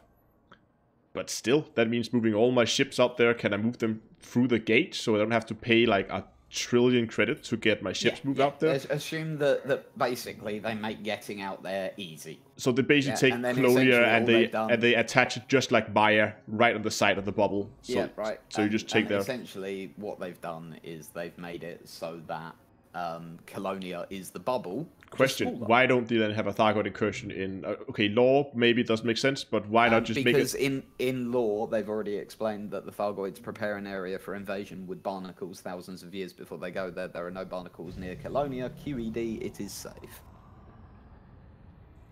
As far as we know, though...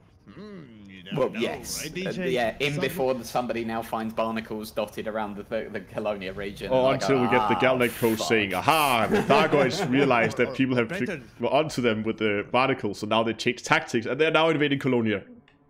Right. And camping the engineering bases. Developers just simply pull another Genosis. Yeah. Because why not? Let's do that, right?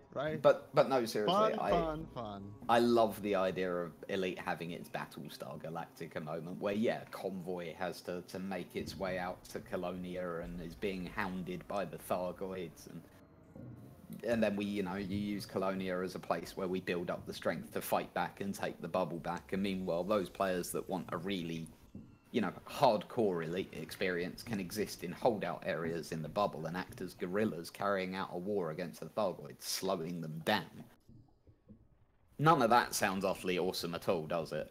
Giving people both options. And at the same time as well, the development of Colonia allows for things like the introduction of player-owned stations and that sort of things down the line, and it making more sense from a lore perspective. But I also want to go out and mine from time to time without being eaten by a space bug. Well, yeah, but you would be able to, because you'd be based in Colonia. No, I wouldn't. It's just basically kicking everybody out of the bubble. I don't see that happen. That's not going to happen. Why? Because people would not move to Colonia. They would just say, oh, well, I'll show you how I move. Uninstall. See you. Bye-bye. See, I think this comes down to I think you're right. There is a certain percentage of people that do that. Yeah? Yeah. I think that a large percentage of those people would then see the awesome shit that was happening and reinstall fairly quickly. But that's a suspicion, nothing I can prove. And it would depend on the execution as well. What Frontier have to do with that is a fairly simple calculation. Take the size of the player base, remove the percentage of people that you think that you would lose, yeah? Add in the number of sales that you get from the PR of carrying out something that has never been done. Can you imagine the PR that would be caused if they burned the bubble? Oh, that would be another first. Yeah, by the encounter. player outrage. Yes, right? I could imagine. Not just about the player, not just the player outrage. Look at the way that the press would go about it. Also, not being funny. If I truly think there will be a player outrage. There will be players will be running away from Elite faster than they can say Thargoid, and that's what the press is going to focus on. Well, that they make this huge move, and people are going to leave the game. Look at how quickly let me finish this. Look at how quickly the stations are being repaired, or not being repaired. Yeah. Nobody cares. Very few people cares about. I know you might find it extremely interesting, but very few people care about Thargoids. I agree with you. I utterly agree with you. And for those people, then Elite can carry on as it is in Colonia, but be a fuck ton more interesting because things would be more unique simply by nature of there being less of them. I would see much more realistic, right? That the whole thing would just happen in Maya instead. So say, okay, for the people who want to go and do Thargoid stuff, well, so you're going to neuter the Thargoid threat down to they attack Maya and it becomes a choice thing. Yeah. The Thargoids are supposed to be a galactic level threat, threatening us with like literal extinction as a species. And they're just going to hang around in Maya. Yeah. Why? Well, because some people might because get first and foremost, Elite Dangerous is a game, and as I said, there's a large part of the community who don't care for Thargoids. Don't care for combat. People might get upset. Yeah. Well, that again, this depends on how you implement it, right? If you implement it well and you make it so that there is still a role for explorers, there is still a role for traders, yeah, then great. And also to everyone that says. And I get this every time I talk about this. People will be like, oh no, Frontier will never do that. I would like to point you to the comment by Michael Brooks, way back when asked, are we ever going to lose the bubble? And his answer, in very plain words, my advice to players, don't get attached to your home systems. I would like to put your attention to David Braben, who back doing the backing of the game said, yes, we want to see atmospheric landings. Yes, we want to see space lakes. That didn't happen. And to be honest, fair. No, Downtoearth, that isn't fucking fair because I'm under NDA about shit like that and I can't even answer. Though I can. Well, as much as I know, at least. But no, I mean, when it comes down to it, anything in games can be changed. We're talking about the fucking business, and well, again, a good idea is a good idea, and it can be, sort of implemented anyways. Even though at one point or another you'd say, no, we're never gonna get that, and well. Look at Payday, right? That's a good example of just developers backtracking multiple things multiple times. So yeah, it could happen, it couldn't happen. I never really speculate, and this is why I never speculate about this shit, right? Yamix just does this thing and complains about things that exist rather than hope for something to come along. But hey, I'm just gonna go and beat my dead horse now. So the one thing I'll add to that quickly is that the last time I spoke to Michael Brooks himself about this, I asked him outright, publicly, in a non-NDA setting, and made sure that it was as such. I asked him publicly, are we going to lose the bubble to the Thargoids? And his answer, publicly stated, was very clearly, that depends on the actions of the player. Okay, I have a beef with that. That's the actions of the players. What action have the players had with the whole Thargoid incursion? One would argue that the Thargoid incursions is when that statement comes into effect. So you think that we are actually going to get that players are actually going to get an influence in the Thargoid narrative? That's what was suggested to me with that, yeah. It would make sense, right? If we defend and beat off the invasion, then hoorah, humanity survives. If we don't, we lose the bubble. Do you think... for me, it's just difficult to see Frontier giving away that much control. So far, they have kept that very tight. my problem with it is that as someone who wants the bubble gone, Me too. Yeah. Me too. I want to be able to fight on that side, right? Give me the ability to, in some way, shape or form, run around with the Elite Dangerous equivalent of a Molotov cocktail and start setting fire to shit. Right? Because I want the bubble gone. I think it is for the betterment of Elite Dangerous in every way, shape, and form. I literally think everything about the game would be improved by condensing the human bubble into a smaller player space. I think there would be some core players who would find it extremely entertaining and would love it, and then you would have a large majority of the casual players who will just say, "Oh, I can't even go and do what I want because I'm getting blown up by goits." So again, this depends on how you implement it, and again, how easy is it to get to Colonia? How cheap is it to get your shit out there? How much of a hassle is it? Yeah, you make that nice and easy, and they can just carry on pottering about trading in Colonia. Fucking go for it. What's the problem? Right? yeah, okay. So they would basically have to build out the Colonia so it is the size of the bubble as it is now, so they could support that number of players. No, the bubble's way too big. You do not need 14,000 systems Make to it at house least the number of players we have. Well, that is kind of I don't know. Okay, maybe the bubble is on the big side. I would maybe agree with that, but they would at least have to It's on increase the big side. No, it's tremendous, dude. orders of magnitude too large. I don't know. I kind of like that space feels empty. That you don't bump into someone every time you jump into a system. I love that feeling as well. That's why I go out exploring. When I'm in human-occupied space and like I'm going into a system that's supposed to be like one of the most important systems in space. Yeah. I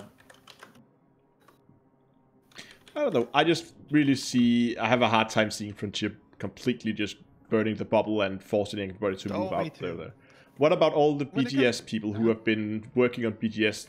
They would basically have to, well, not do BGS unless they want to do it in Colonia. They would have to move out there as well.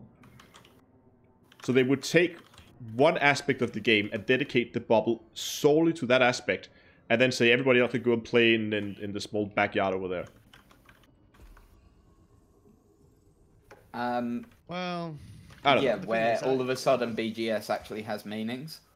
Why would it have more meaning in in Colonia than the bubble? Because in Colonia, almost every system is controlled by a player-run faction. So when you move your BGS into another system, you're actually dealing with another player group rather than a faceless, nameless, non-existent NPC faction. That makes BGS a whole lot more interesting. That turns BGS into PvP. BGS already... No, it doesn't. It turns BGS into not. what it is, which is competitive PvE. It isn't PvP, and it shouldn't be.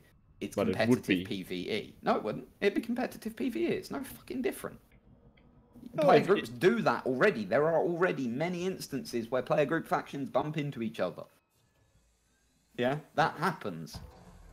It's competitive PvE. That's what it is, right?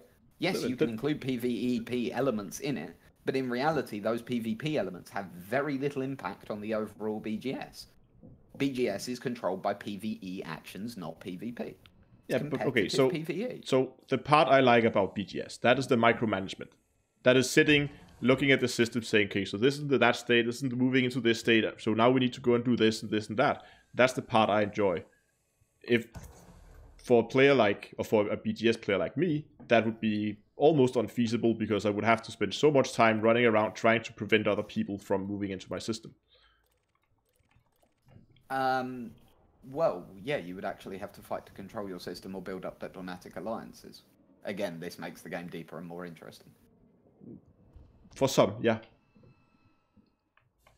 I'm just saying it's going to be I think it's going to be a too radical change but to the again, game. if I can finish Yeah. what I was trying to say earlier, it comes down to a really simple bit of mathematics for Frontier, whether or not they do this, yeah?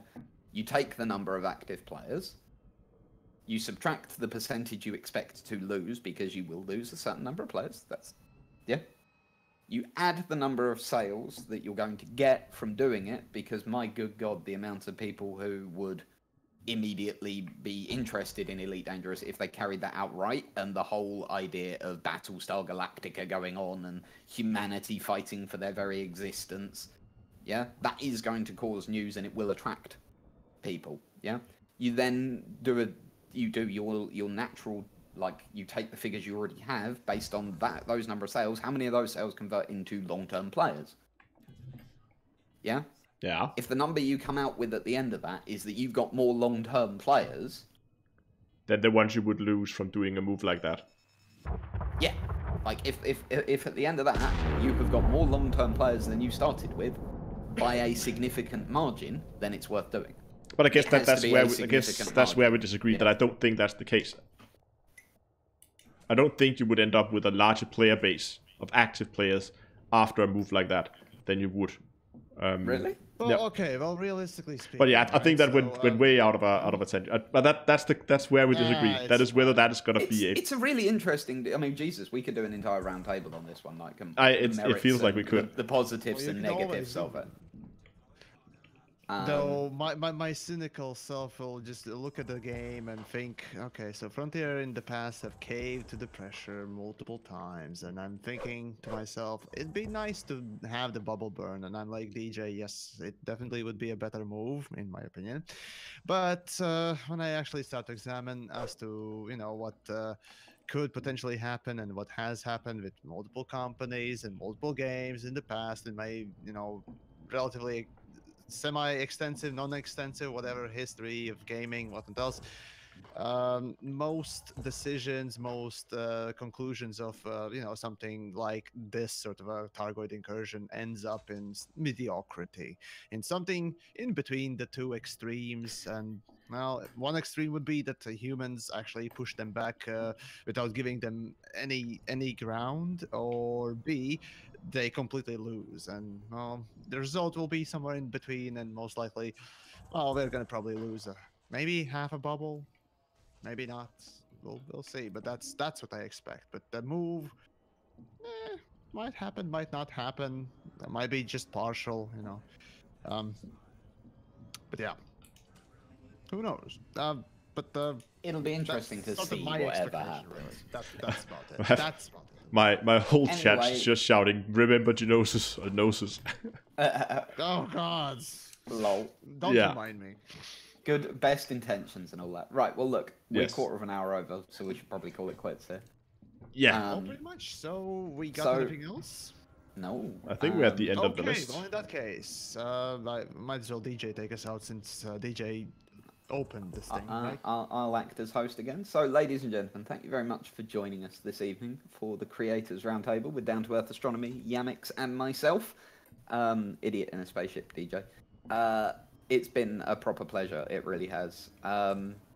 We will be back next week, but I believe quite a few of us have got things going on between now and then that are moderately important. So, have you got anything major coming up this week, Down to Earth?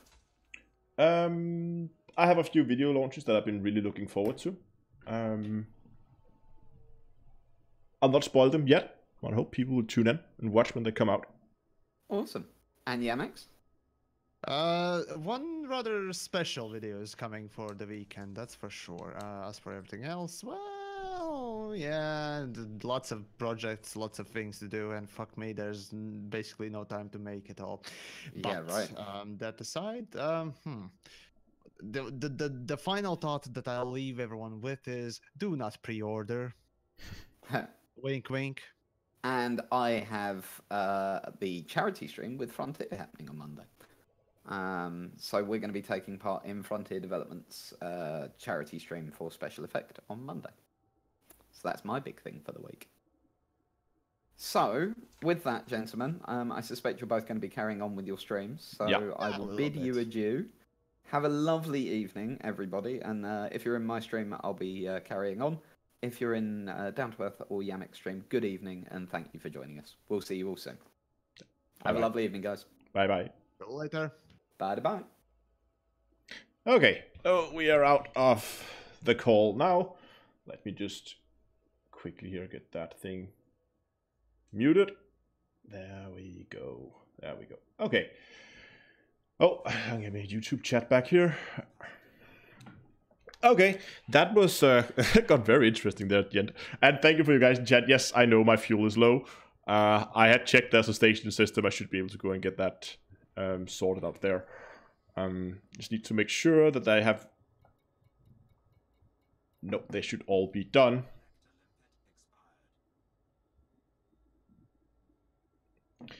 Let's go and get some fuel, and then I'll go and sell my stuff. I don't know when exactly I dropped into the belt here. I was looking specifically for an Alexandrite hotspot. No, I am not on any NDA at all. I have not signed anything, so I can say exactly what I want.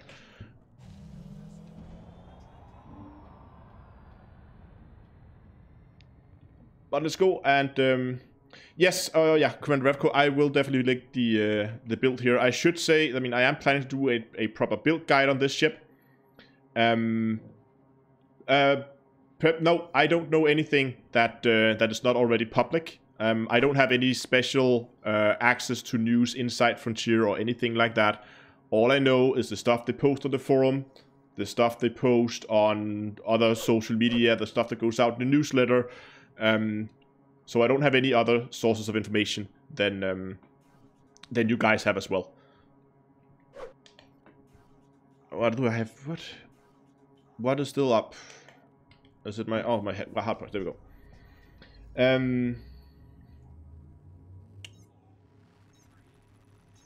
Yes, I am using a clipper, and hold on, I will... Oh, wow. Okay, that got very bright very quickly. I'll just quickly find a link for it here, or create one. Just quickly run that. There will be a proper build guide out on this ship eventually. I'm not in the final state. This is the first time I've taken it out for an extensive trip where I've been in the build for longer. So it might be that that there will be some changes to the ship. But at least I posted the link now both on YouTube and on Twitch, so you can go and you can and look at that build there. So far it's working pretty well. So I think I've been here for about 2 hours in the belt because I did spend some time at the beginning actually looking for the spot. And I have a suspicion, I'm not sure if these spots are persistent or not, but I have a suspicion that they are. So if there's an Alexandrite hotspot in this system, there will always be an... I'm not exactly sure about that. I haven't really have enough of a... I don't have enough data for that yet. It haven't been out for long enough that we could have that kind of information. So now at least I know there's an Alexandrite hotspot in this system, and if that thing is persistent, then I would probably expect hotspots to be persistent.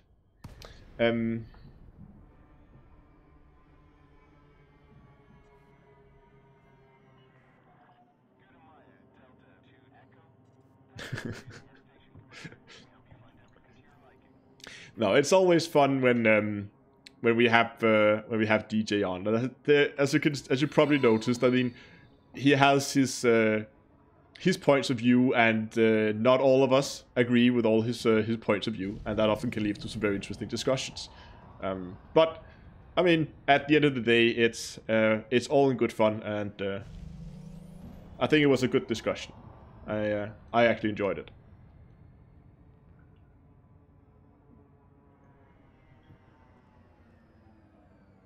What is the most valuable core resource so far is being asked about on Twitch. That is Alexandrite. That is why I'm looking specifically for an Alexandrite hotspot. You can see here I managed to collect 84 tons Alexandrite with a galactic average of almost 275,000, which is pretty good. That's a lot of money from mining in 2 hours.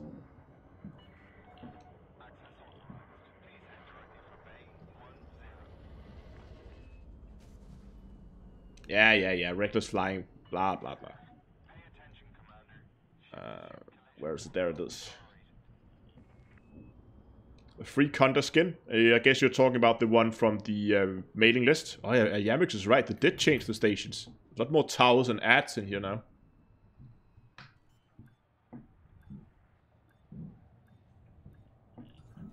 I assume you're referring to the one you got from signing up to the newsletter.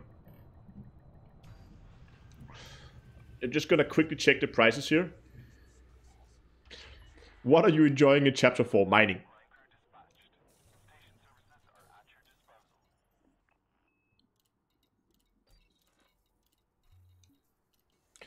Let's just quickly check what kind of prices we can get in this system.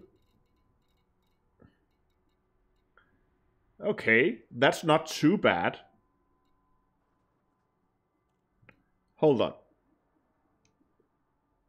I'm just gonna quickly see if I can find a system that would give me better prices here. Let's see. Trading.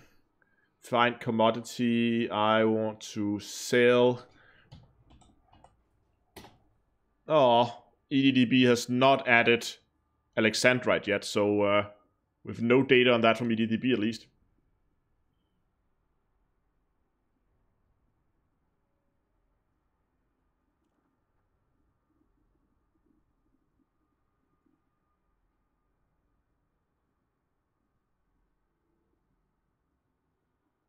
Yes, there was a people in Inara. Okay, let's check Inara too. There was some point due to the whole GDPR thing that Frontier had to actually send out and for some reason collect some information that you actually still wanted the newsletter. When they did that, I think they did something like if you sign up for the newsletter again, you will get you a free Anaconda paint job with a Galnet logo printed on the front of the ship. You should have received an email if you did choose to sign up. So, yeah. Let me just quickly here check Inara just to see if there's anything.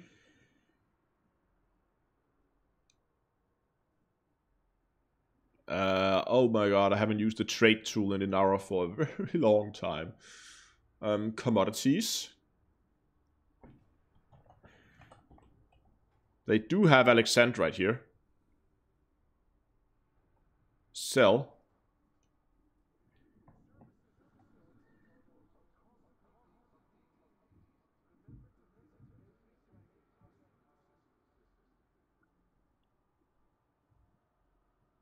Okay, it claims there's a system where I can actually get some pretty good prices for this stuff.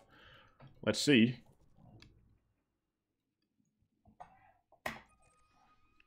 And it's right there. Let's go and see if Inara is correct. Because if Inara holds true here, I should be able to. It's only 1 hour ago. I should be able to get 174,000 for it in that station. So let's go and have a look at that. If I can get 74,000 per ton, or 274,000 per ton there, gonna be pretty happy. Oh, for crying out loud. Got another fine.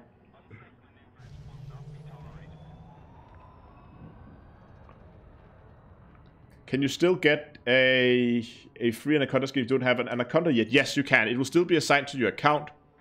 And when you then get the Anaconda, then you'll be able to use the skin. Remember the noses, yeah. How do we get the Aganar permit? You get a higher rank with the Empire.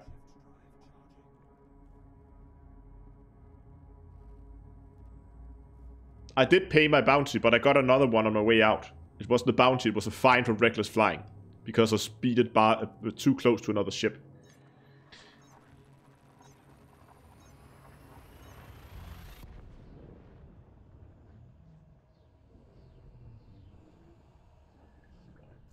And of course, we also have other materials with us. That's also going to be quite valuable. So it will be interesting to see how much I made in about 2 hours of mining.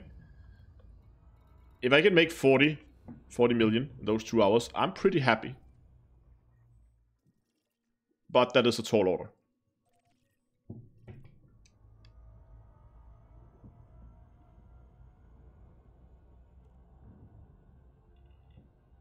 Can fines to it? No. They had that system in the past where fines would degrade into bounties if you didn't pay them off in 2 weeks. But now they just stay as fines.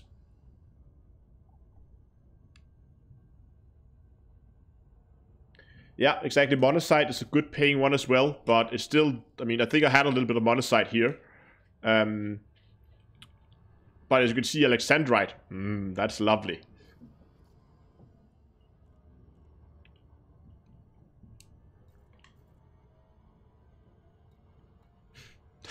These random missions just make no sense. Oh wow, look at that. Oh, it's a massacre mission. Target type civilians. Okay, so go and kill 18 civilians and get paid 8 million. That's... If it wasn't because it was killing civilians, then it would actually be a really good...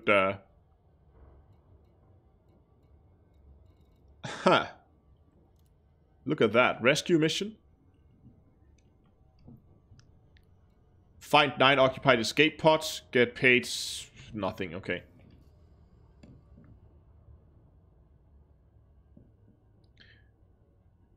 When inside a mining hotspot, what's the best way to spot asteroids with features? The best way you can do it is to use the pulse wave scanner to see the ones that light up. The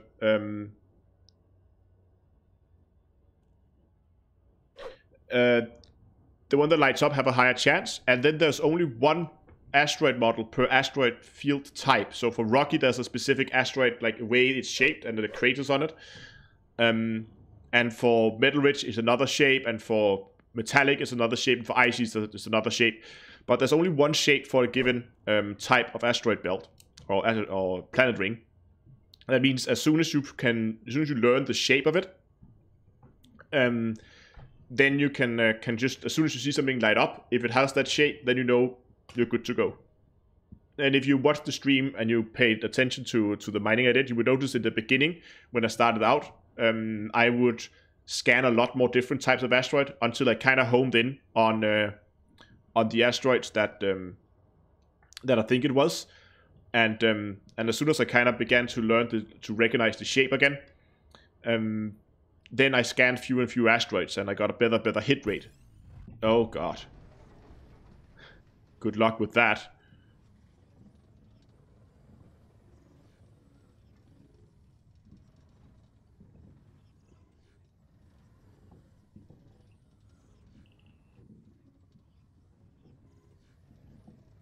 Oh, come on. There we go.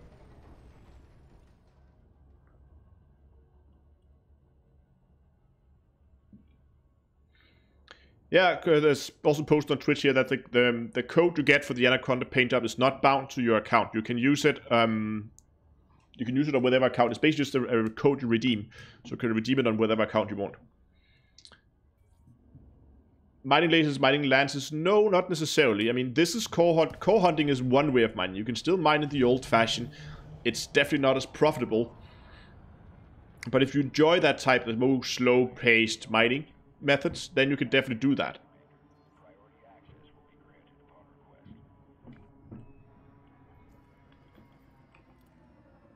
Ah, keep targeting it.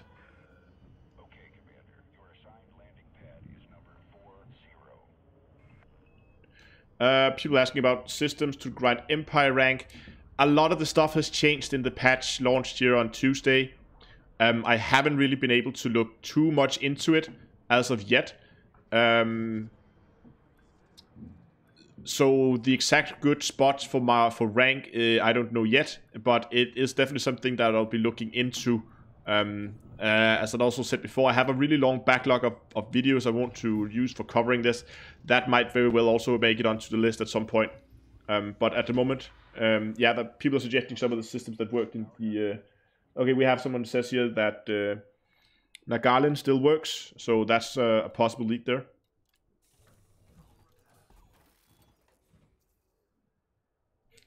Yeah, exactly. We all target the station. Okay, let's see if our lead on the sell prices here were good.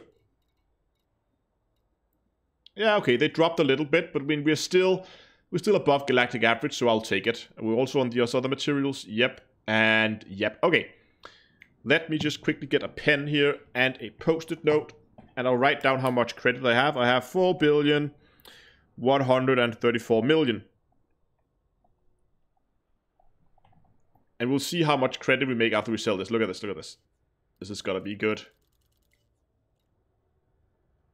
Look at that.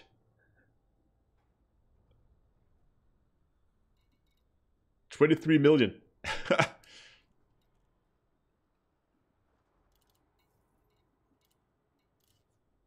And these are obviously going to be less, but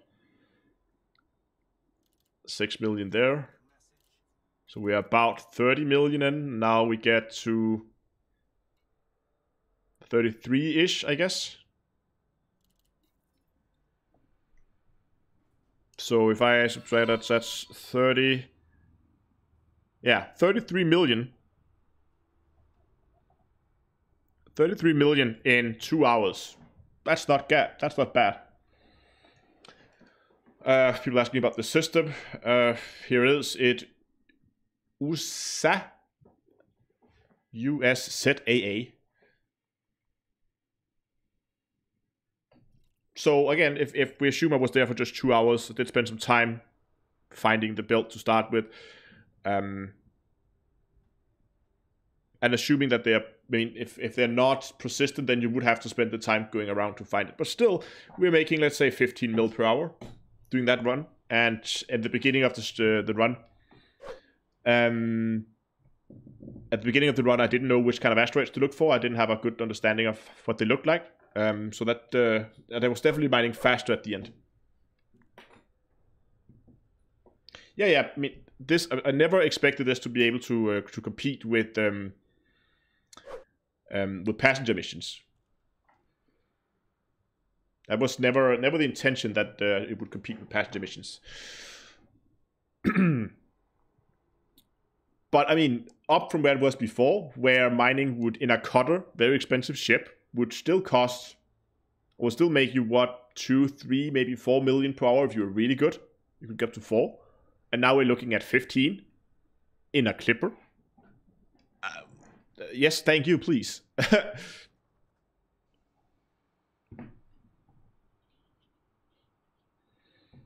I hope that Frontiers realized that they balanced mining out pretty well at this cut, though, so I can get home a little cheaper. This was a good run. Really good run.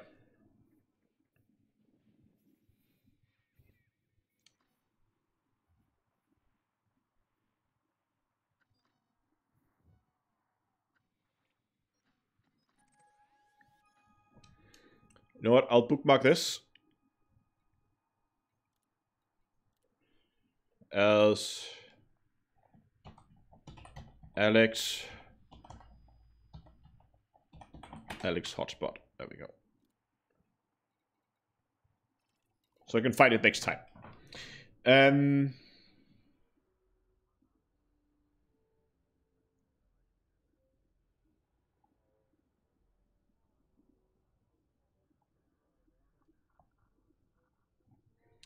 Have I noticed that if new materials...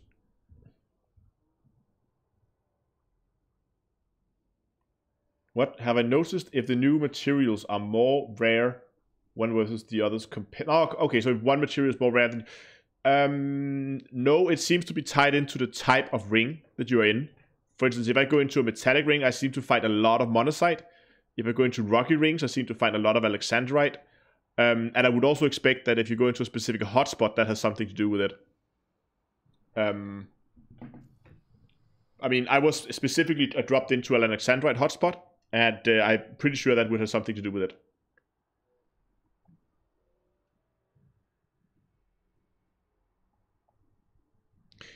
Any tips to lower the level of bloom in game below medium without switching it off? Really? There's nothing below medium? Because I might actually want to turn that down a little bit. Bloom. Mine bloom is on ultra. Turn that down to medium. There is... Hold on. Let me see if I can remember how it is. There is a way...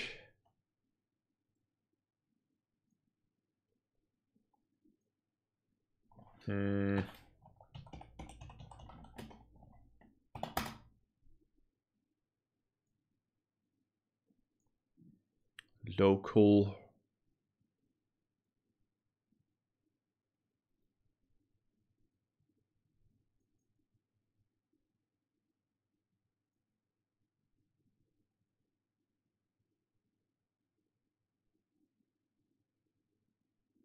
Okay, let me get this over on the right screen here so you can see what I'm looking at. So I'm in app data. App data, local, frontier, space development, elite dangerous options, graphics, and graphics override, I think. Oh, damn it, I should uninstall Ultraedit. Oh, okay. Okay, so that's just an empty XML file. Yeah, great. What about the general settings tab? Settings XML. That's a big file.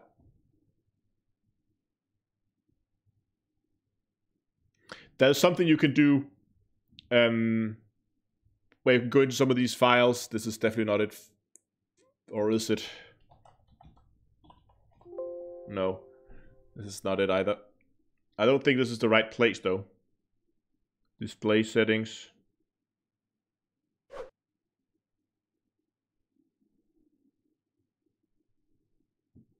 Was that the one we just had open? No.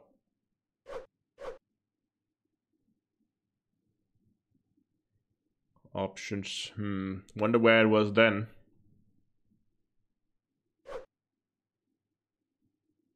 Was it not that folder? Was it in the normal underscore?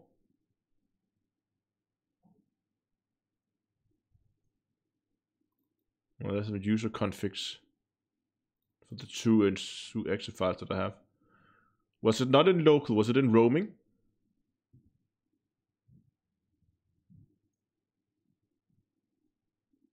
Nope. I'm pretty sure it's in local. Frontier developments, elite dangerous. Options.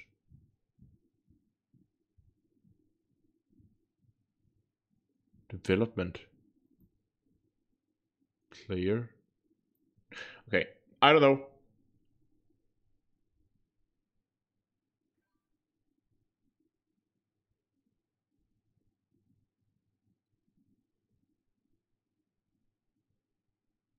There's a file somewhere. I can't remember where it is.